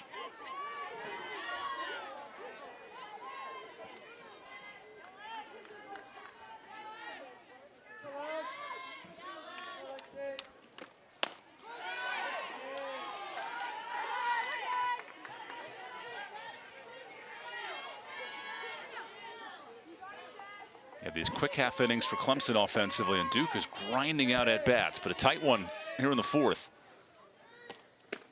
As Oakland's late on the heat. Gosh, and that's how you know the freshman has the stuff to compete at the highest level.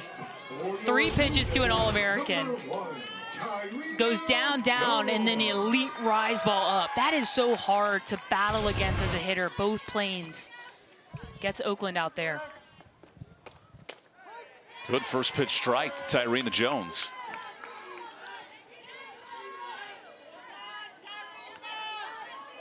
Marissa Young saying, I wish we had more than 1 year with Tyrena. She has exploded at the plate this year after missing last season at Purdue.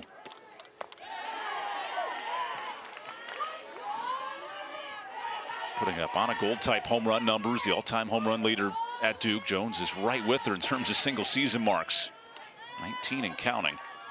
And quite a test for the freshman.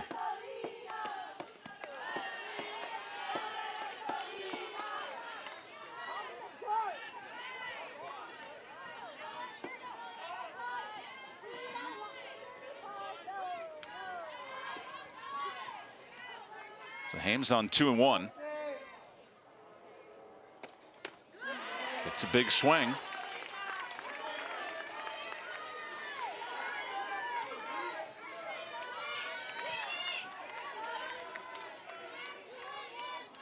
Already a run in, but a big test with Jones of the dish.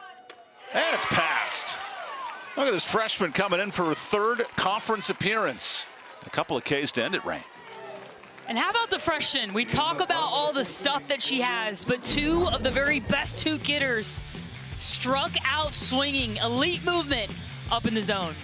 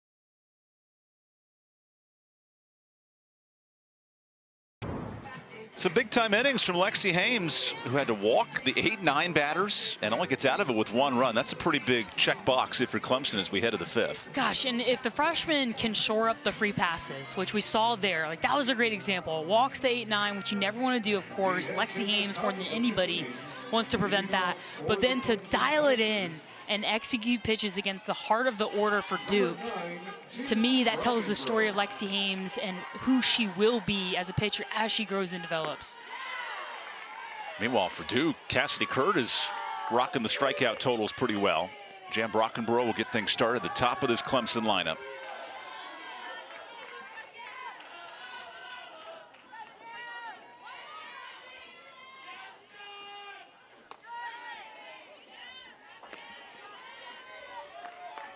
Brockenborough has a 24-game reach base streak entering tonight. It's just 5 games shy of Maddie Moore's all-time record from a year ago.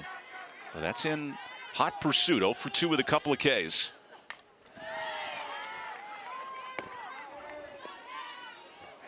Well, the way this game's going, I bet each lineup will get at least 2 more attempts at it.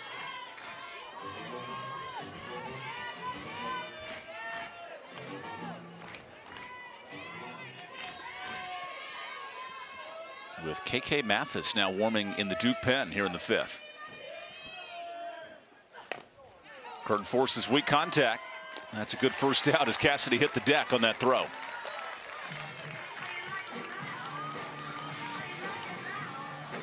And Tyrena's like, I got you. I'm not going to hit you with that throw. You're okay. Headed to the batter's box for the Tigers, number 2, Kylie Chevelle. Yeah, nice job by Tyrena Jones. There's the kneel down missile over the head of Curd. It's all about self-preservation on plays like that. Well, if Duke gets this version of Cassidy Curd come conference tournament time, they're really dialed in at this point in the year. Yeah, if Cassidy Curd can continue to attack the zone early in counts and keep the pitch count down, that's the key. Curd quickly gets out of the way with the little general walk. Yeah, Tyrena's got it covered over there, both with the arm and with the glove.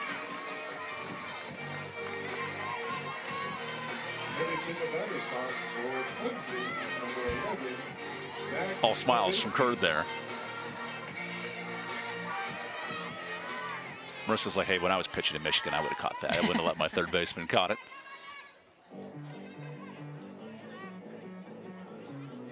Yeah, this is a really good timeout here by Gabby Shattuck to go talk to her pitcher, knowing who is up to the plate. To me, Mac Pavesi, Marion Collins, Macy Cintron, I think is starting to see the ball well too, but Pavesi has proven She's been on time. This is the player you circle. We will not let her beat us. Hey, Cassie, what feels best right now? What do you think you have the most command with? Where do you want to go? It's a bunt. That's a quick inning. Cassidy Curd is running around this diamond like she's the woman of the hour. Couldn't blame her. 3 up, 3 down. Bottom of the 5th we go. We enter the bottom of the 5th inning. Your score, Clemson 2, Duke 4.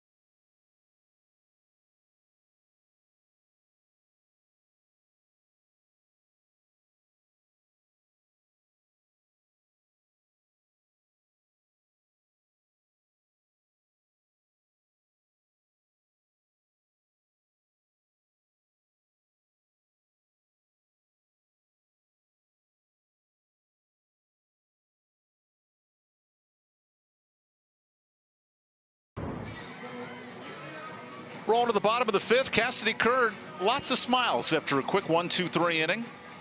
Right in the heart of that Clemson lineup, and Marissa Young right back to her notebook in a 2-run game. As that, oh man, this is great. Get the pom-poms out, start practicing. Maybe one day she'll be a future cheerleader. That'd be fun to watch.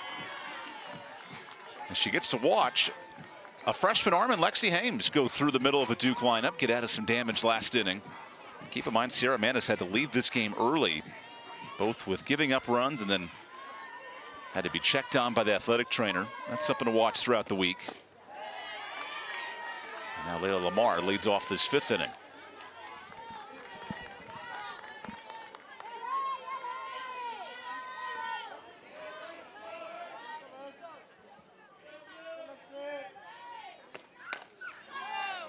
Lamar flips one out of play.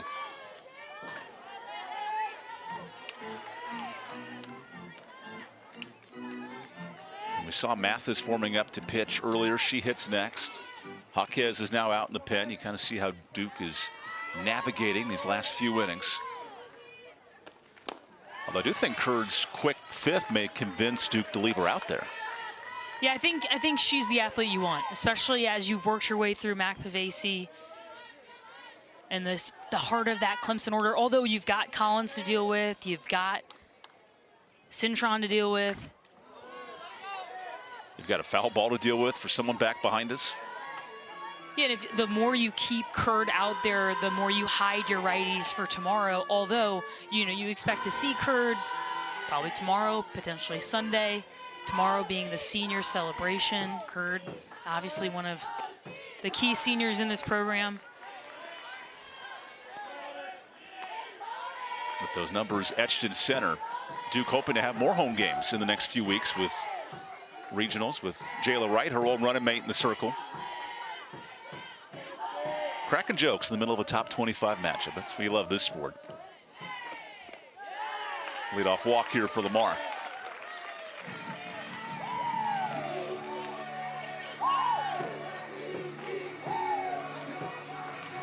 Blue Devil runner on first, stepping up to the plate is number 27, KK Mathis.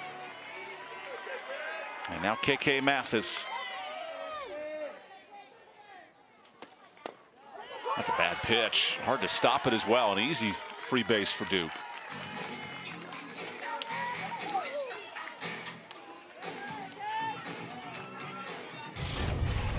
Yeah, Duke again taking advantage of balls in the dirt. Hicks tries to pick that. That's the only chance you really have to throw runners out, unless you really smother it. That one, very, very tough pitch to do that with. Lamar takes advantage. That was a wicked swing from Mathis trying to elevate something. Started every game the last 2 years, KK, and has really found her bat in year 4, the senior.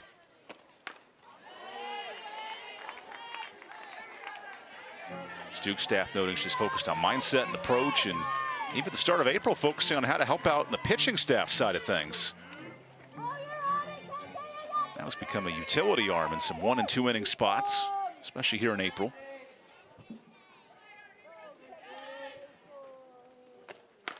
Goes the other way. This will stay in the yard though. Lamar tagging, easily moves to third.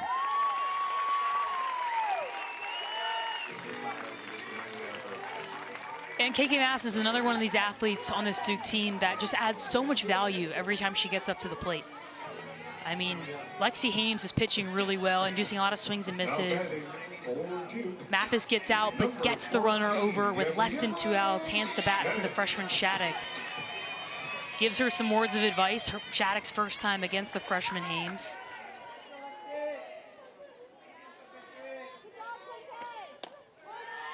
It's a good pitch from Hames, who's only thrown twice in the league all year, right? Because Manis is the complete game queen of the conference. Hames and this staff having to get a little more out than they expected. Usually Abby Dunning, she'll pitch a lot as well. Could see her tomorrow. And Kira Crosby was starting to warm up, but we'll see how Clemson handles these next 3 innings.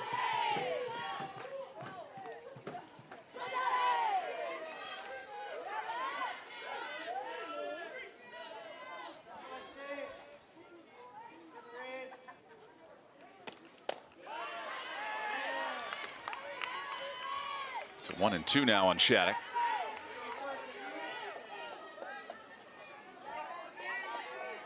This is strength on strength. Hard throwing Hames, power hitting Shattuck, who's hit everybody the last 2 games.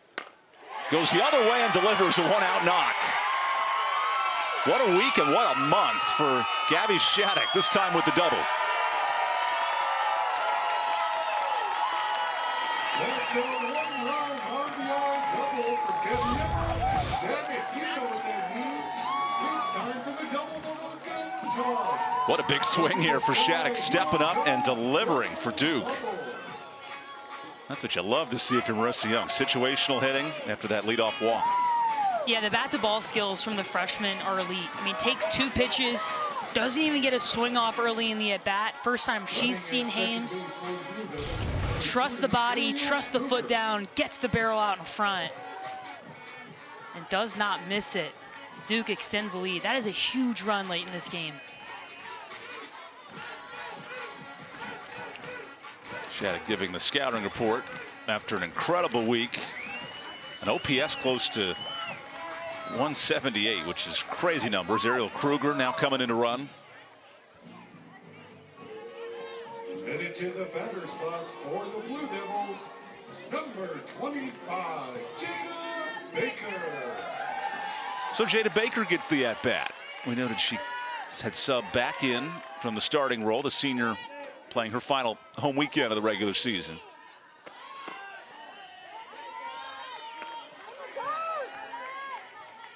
And what an iron woman for this Duke program. Over 200 games in her Duke career. Grad senior takes a strike.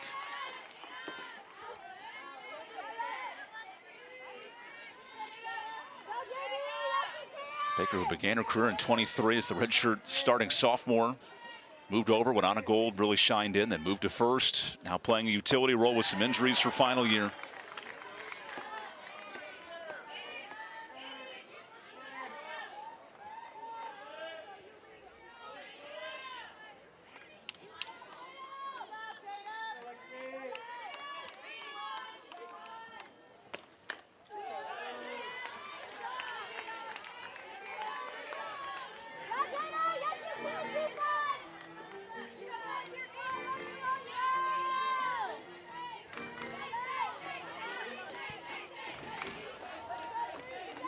A Shattuck double extends the lead here in the 5th. Duke in pursuit of a 7th straight win. And their bats are stepping up. How about Baker in her final home weekend? Now the runner comes home. Kruger to the plate. Really good throw and left, and Johnson guns her down.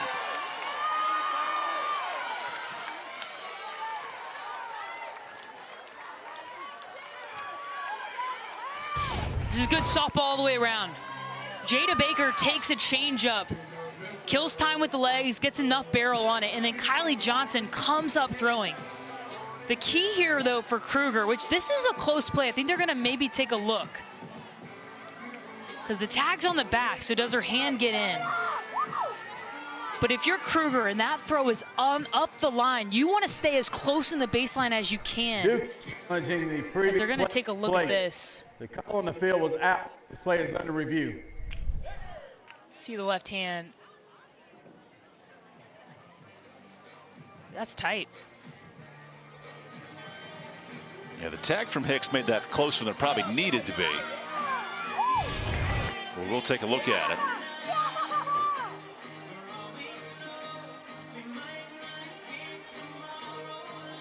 Kylie hoping that call stays her way. Yeah, that was a great play, great throw.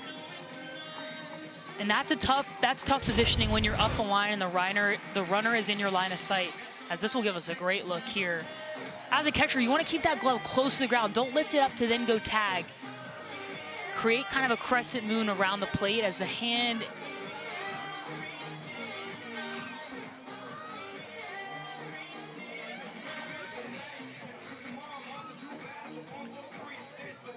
It's hard to piece all those angles together, especially each look kind of provides its own answer.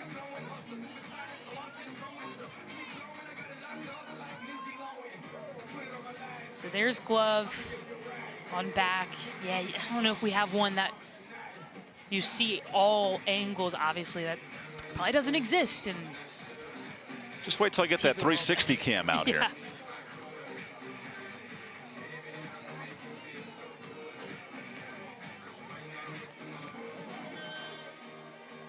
Yeah, it looks like the left hand there might be on the plate, but again, call in the field was out. Need indisputable video evidence to overturn it. Because the dirt comes up here, but is her hand on the plate at that point? Sometimes moments like this, the call on the field usually stands, but I've said that a bunch of times, been wrong before.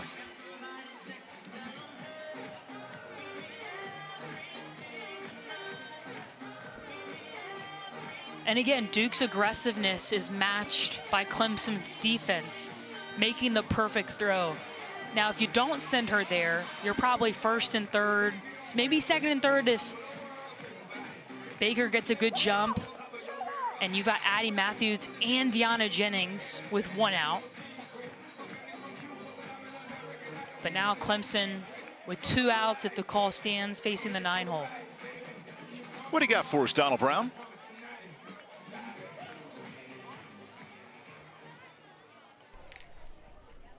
After review, the play at the plate has been changed. We're safe to play.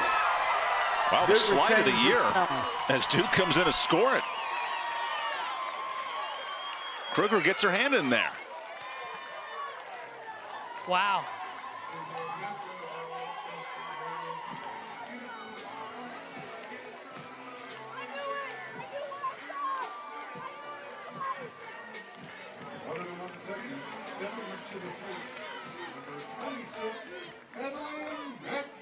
So Addie Matthews out of the 9 spot, and now some insurance. 6-2. There's been a couple of bang-bang plays to decide runs in this game. One going Clemson's way, one going in favor of Duke.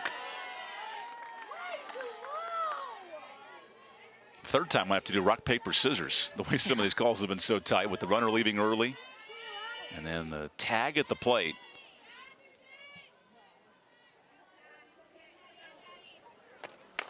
Matthews the pop-up. And now the second out of the inning.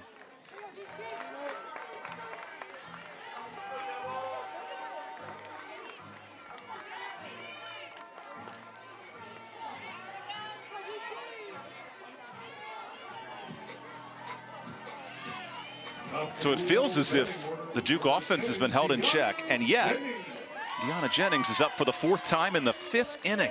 There are no easy outs against this top 10 scoring attack. Hames is doing her part, though, trying to navigate around it after the short start from Sierra Manis.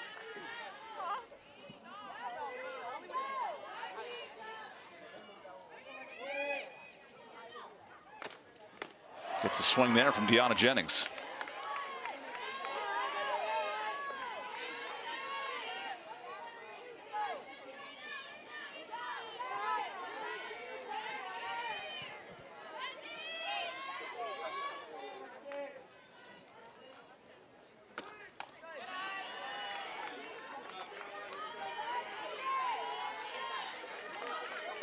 A lot of sips of that Coke from John Rittman. It's been a stressful game.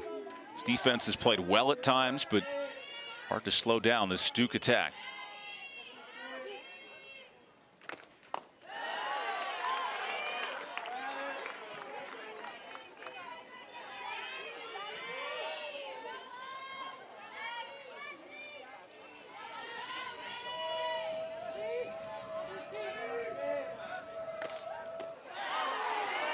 She did not go, so it's 3-2.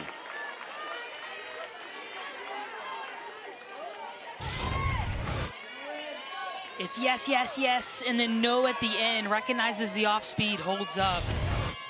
3-2, 2 outs. And a walk extends this inning. Already a couple runs in.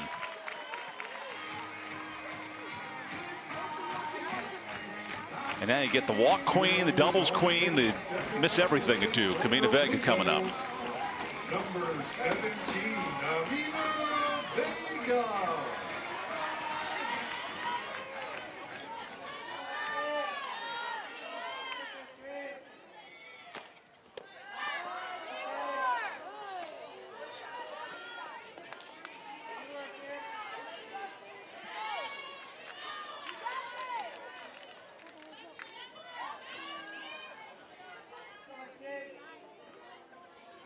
Now the 1-0 to Vega.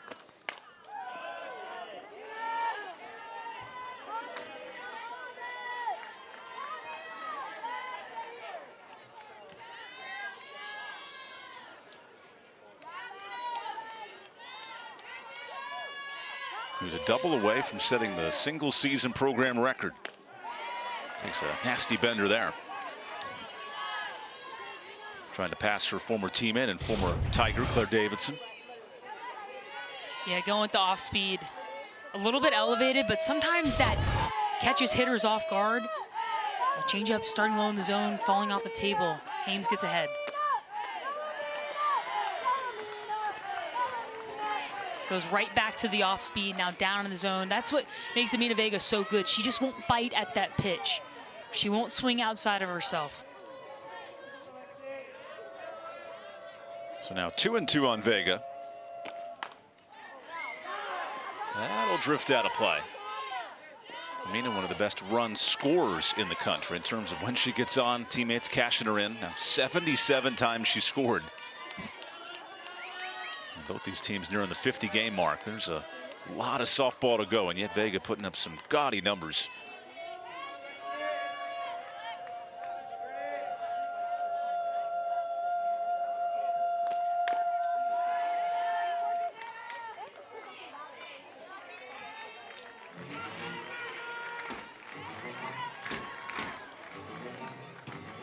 There aren't many tricks to getting out of Amina Vega, who has 2 more walks.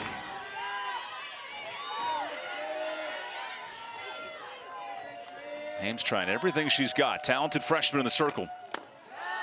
And this ball skips away. That's a tough block for Hicks. Probably could have had that one. Instead, now second and third with 2 outs.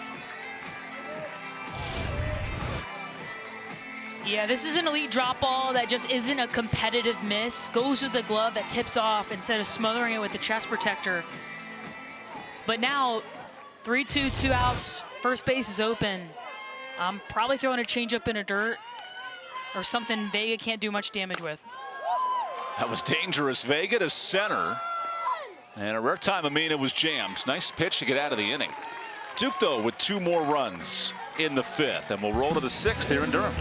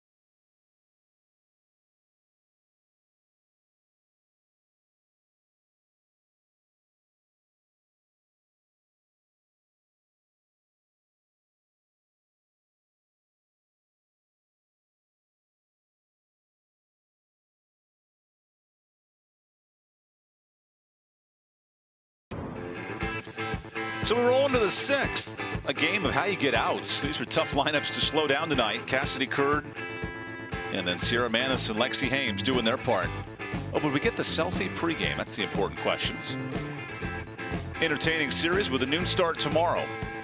Duke with this win, though, puts themselves in a great spot to win the ACC regular season. And here's Clemson trying to keep a 5-game win streak alive for Coach John Rittman. His offense, though, went really quiet in the 5th, and they got to find some momentum now in these last 2 frames. Yeah, it really feels like the momentum started in the Duke dugout, went to Clemson, now it's fully back with the Blue Devils. And to me, I think you want Macy Cintron up. Although struck out twice, the second at bat, saw a lot of pitches, felt like she was on time. If she stays within her zone, she's tough to beat.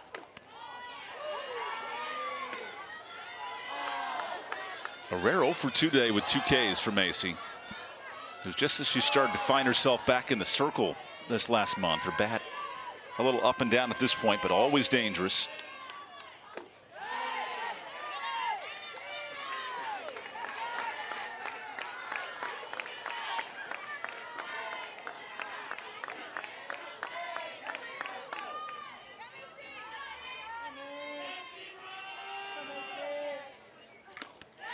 It's a piece, 2-2.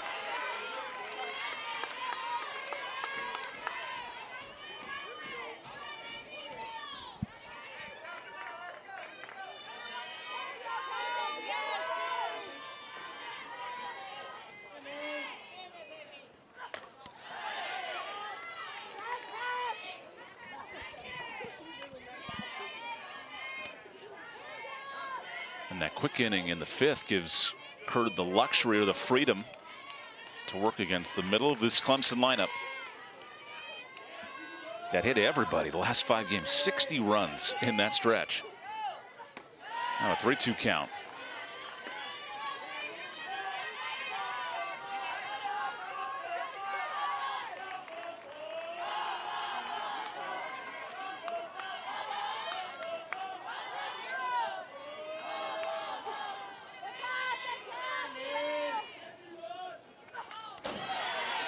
Good battle here, 3-2.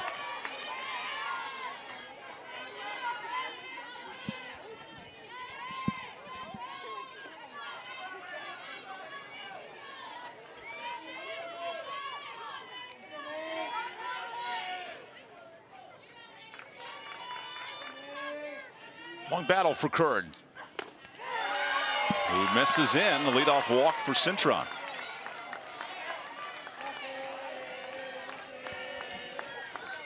It's a great job by the sophomore Cintron. Not the year that she's wanted so far, but I attribute that to the fact that pitching staff circle her name, they prepare for her.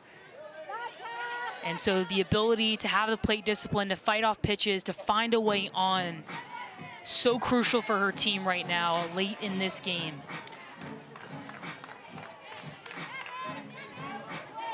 And now the special pitch runner will come in this DP spot. There's Ava Wilson. Running at first base for the Clemson Tigers, number 17, Eva Wilson. Dancing to the beat of your own drum. I love it. Now can the Tiger bats get going? No hits since the home run from Pavesi in the third.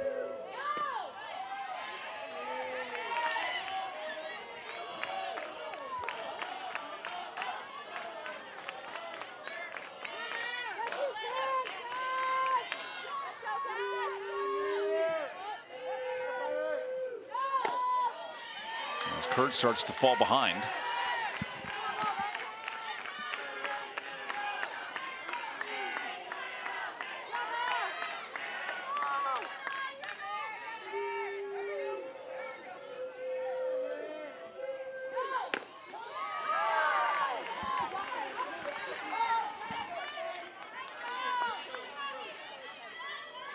Marion Collins, who's always willing to strike, has a good batting average in ACC play. Her bat has been a pleasant surprise for John Rittman in year 2.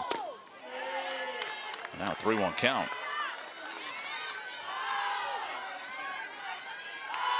It's one of those games where nothing has come easy offensively. Held to 3 hits. Very reminiscent of their loss to South Carolina last week in the midweek. It was neck and neck.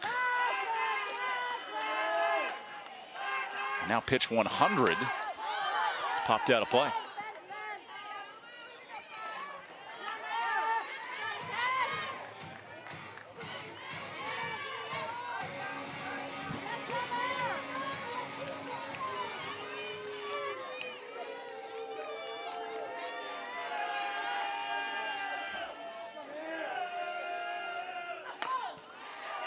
This one's driven out to left.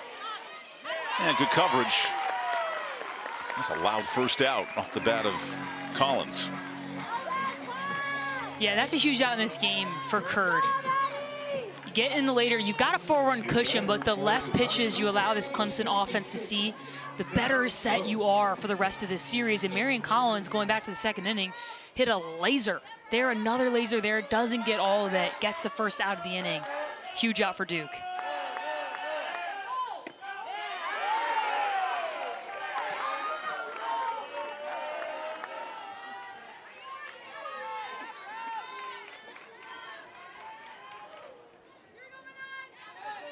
Sarah Burrow with an 0-1 count. Well, for Clemson, Rain, you've had innings with runners on. How do you find a way to manufacture something here late? Well, I think it's just putting together quality at bat after quality at bat, pitch by pitch, and then learning from your previous at bats, going in with a plan, attacking that plan. I think at times we've seen these Clemson hitters kind of free swing outside of their zone. I think Pavesi tells an interesting story too of trying to bunt after you get the home run. To me, it shows a little bit of uncertainty. I think Bros put together good ABs, but just attack the zone. There's a good swing the other way, and Clemson gets their first hit since that homer all the way back in the third inning. And here's some momentum brewing.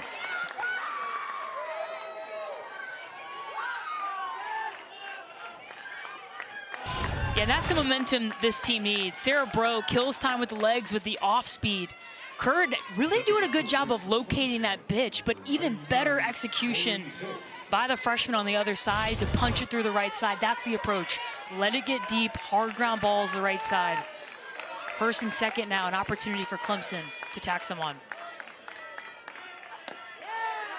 Corey Hicks patiently takes strike 1. It's been an up and down day behind the plate for Corey in terms of blocking pitches, trying to make a diving play at the plate. And now Coach Young's going to have a conversation, bring the whole infield in.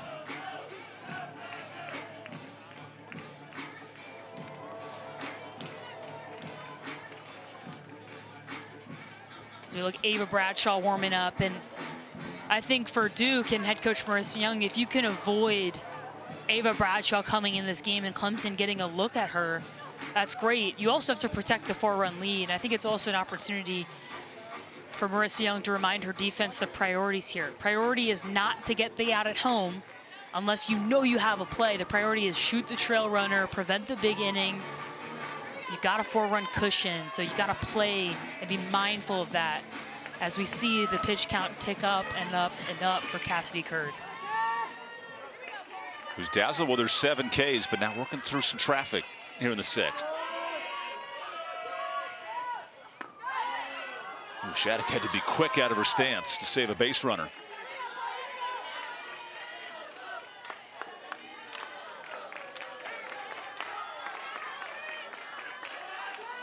Cintron's long at bat. Now she's special pitch run for by Wilson. A single to follow, and Hicks, the powerful catcher with 11 bombs up. It's a close miss. And finally, some more quality and long at bats if you're John Rittman's lineup. And even if this ball game doesn't go in the Tigers' favor, these data points, like we've talked about, really, really help in a 3-game series.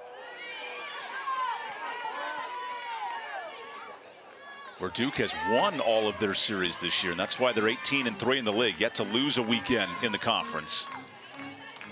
Clemson the more fortuitous route to get to this point, but a convincing win at home over Virginia after losing to the Hokies the previous matchup. This is a big swing. Lamar to the track, just enough space, and both runners tagging. Bro gets in there, 2 on with a couple out.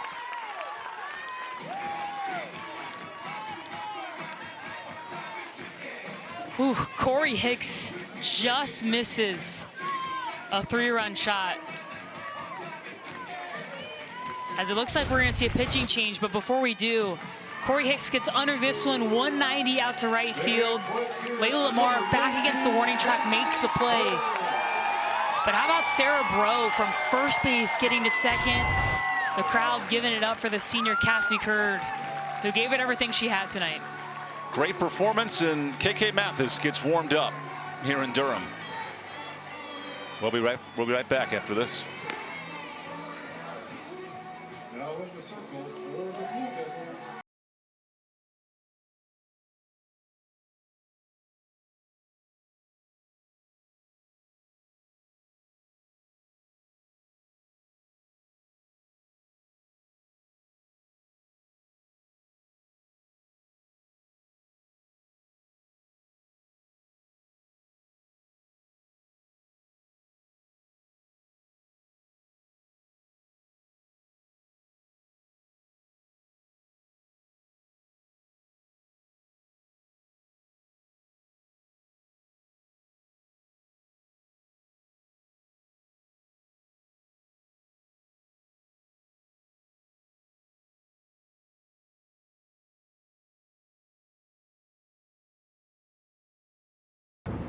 Quality outing for the senior Cassidy Curd, who exits with 7 strikeouts.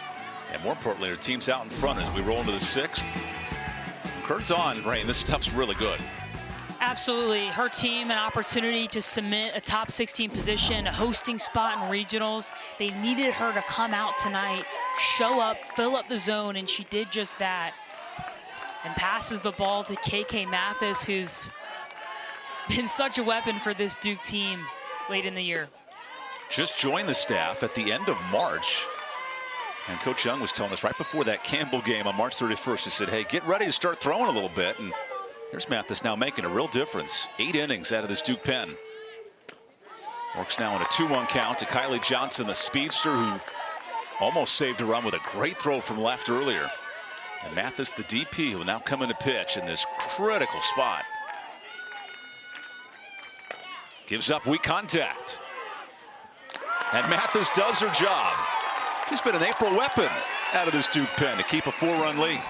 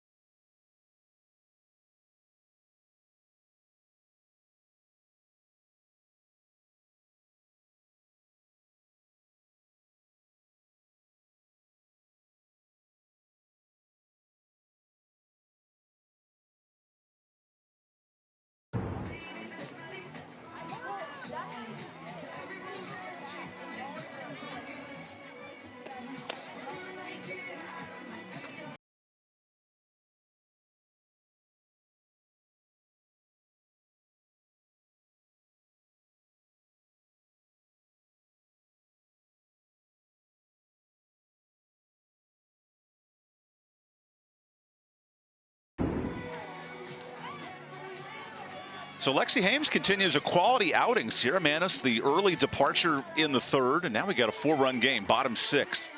Clemson tries to keep it at this place in a battle of ranked teams here in the ACC. Yeah, I think you hit the nail on the head, Evan. Lexi Hames has been a bright spot, and really she hasn't been as good as I know she would like to be. The 5 free passes are what you circle. If she can shore those up, it's very clear that her stuff is elite. You don't strike out Jess Oakland on 3 pitches unless you've got good stuff. And then you definitely don't strike out Jess Oakland and then Tyrena Jones on 3 pitches unless you've got stuff that can take your team deep. If she can shore up the free passes, I think Lexi Hames is going to be key for this Clemson team. So 3-4-5 in this Duke lineup. That in the 6-game win streak has really propelled Duke with big double-figure outings. Manis exiting early was not part of the Clemson game plan, but here's the freshman Hames doing her part. Oakland, who's been on a couple of times. Coming off that ACC player and arguably National Player of the Week numbers. I mean, you want a player hitting well this time of year, but 11-game hit streak, a lot of boxes checked if you're Jess Oakland. Yeah, what an addition to this program. Had to sit out last year as a mid-year transfer, waited her turn. And it's got to be, I mean, I can't imagine how difficult it was last year for her to sit out, be totally fine physically, but because she wanted to come to Duke, had to wait. And boy, what a great wait it's been if you're head coach Marissa Young. Oakland showing why. Back in the Duke order and crushes a solo shot.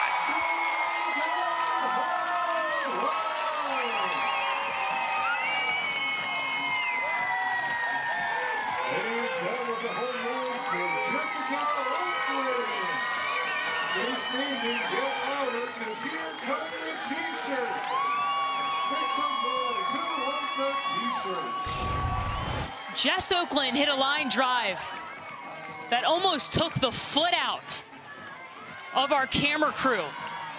A beautiful sky here in Durham, but whoops. Ding, ding, ding. Chris with the quick feet there, and he kept the shot. Good stuff as the dousing begins. Man, this Duke lineup is dangerous when they're locked in like this. You're spot on, and to strike out off 3 pitches and then to come back, have discipline, find a pitch up in the zone, 2-0 count, and not even come near missing an inch of it. I mean, that's why Jess Oakland, to me, is one of the best hitters in the country. Yeah, she's part of a Duke lineup. It's home run hitters all over the place. Now 89 of them as a club. Well pacing the ACC, and Tyrena Jones, who's certainly done her part, hits in this spot. There's the magic water bottle that provides the celebration juice.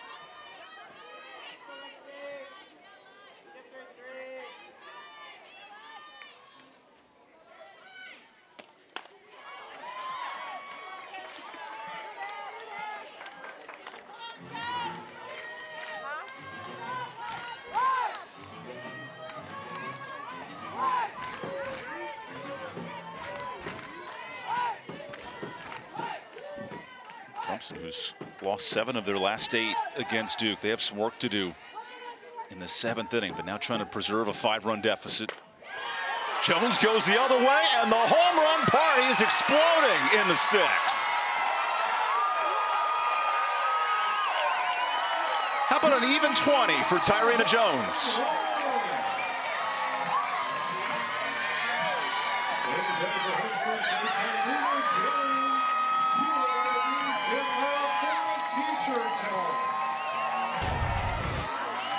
The single season home run record has Tyrena Jones's name all over it. Can hit it to all fields, but this one is a line drive out to right. Back-to-back strikeouts for Jess Oakland and Tyrena Jones their last time up. And now it's back-to-back home runs to give Duke the 8-2 lead. Passing Claire Davidson, who was so involved with this program. Anna Gold, of course, the home run queen as well. And now from a single season standpoint, Tyrena sits alone. Prolific month of March and April for Tyrena in the power department. Just remarkable. And to see the career she had at Purdue and then to come to Duke and excel and grow and develop. I mean, tip your cap to associate head coach and hitting coach Taylor White as we hear the Duke faithful giving it up for the grad student. We're going to see a curtain call?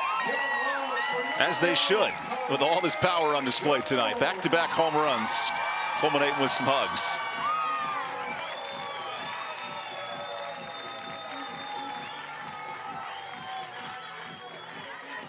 A well-deserved curtain call for their slugger.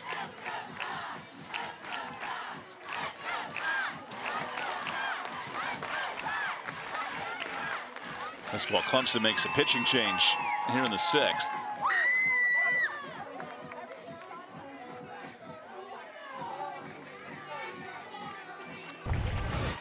As we take a look again, and like we said, she's done it to all sides of the field, but power to the backside too.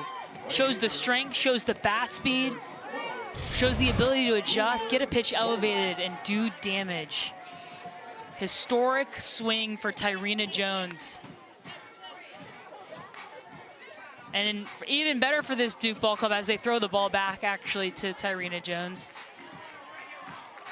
to give themselves some more cushion against this Clemson offense as we head late in this game. So Julia Noller will come in to pitch in this spot after they celebrate the home run ball that actually stayed in the Duke dugout, which will be neat. And a first pitch swing here for Layla Lamar. Gives you a sense. No. Oh. Base hit to right field for Layla Lamar. Noller, the junior out of Fort Myers, Florida. Did pitch in high school, but this is a whole different task coming in to pitch in this spot for the first appearance of the year. Number 27, KK Mathis. Fittingly facing a player who was in a similar shoes a couple of weeks ago. KK Mathis, hitter converted to pitcher. I love these at-bats too, because the scouting report is thrown out the window, right? Yes. It is just figured out. Yeah, we're scrambling in here trying to find some notes, but this is old school softball. I mean, there was no video, there's no analytics, there's no pitching machine that has replicated Julia Noller. So it's really about getting into the batter's box and just competing, adjusting pitch to pitch. And KK Mathis, more than anyone, understands the advantage Noller has coming in, no scouting report as a pitcher. This ball is crushed. Deep center. And it's way gone. How about a walk-off winner? Everyone's getting involved here in Durham.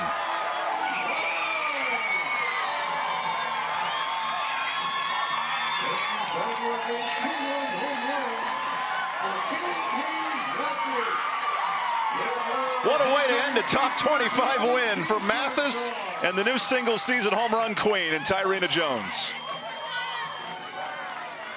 Had not seen a home run from this Duke team for 5 innings. And then in the 6th, this offense lit the fireworks. KK Mathis says, yep, let's compete. Deep to center field, on time, ball game over. Duke takes game 1. And watch out for our camera crew once again. Chris has got some quick feet. That's twice he's been tested out there in center. How about that? 3 home runs in the inning. Oakland, Jones, Mathis, run rule win. And Rain, how about the power swinging of Duke as they really kickstart this top 25 matchup? Yeah, absolutely. And early on in this game, you really didn't see that. A lot of singles, a lot of ground balls through the infield, but the Duke offense, what they've been so good at is adjusting at bat to at bat, pitch to pitch, finding the pitches, taking advantage of hitters' counts, and they do so here in the 6th to score 4. Mathis, who got the final out in the circle, gets the final swing with the game winner. We'll see you tomorrow for game 2. Duke. This resume, very impressive for Rain Wilson, Evan Budrovich. We'll see you tomorrow. This is a presentation of ESPN.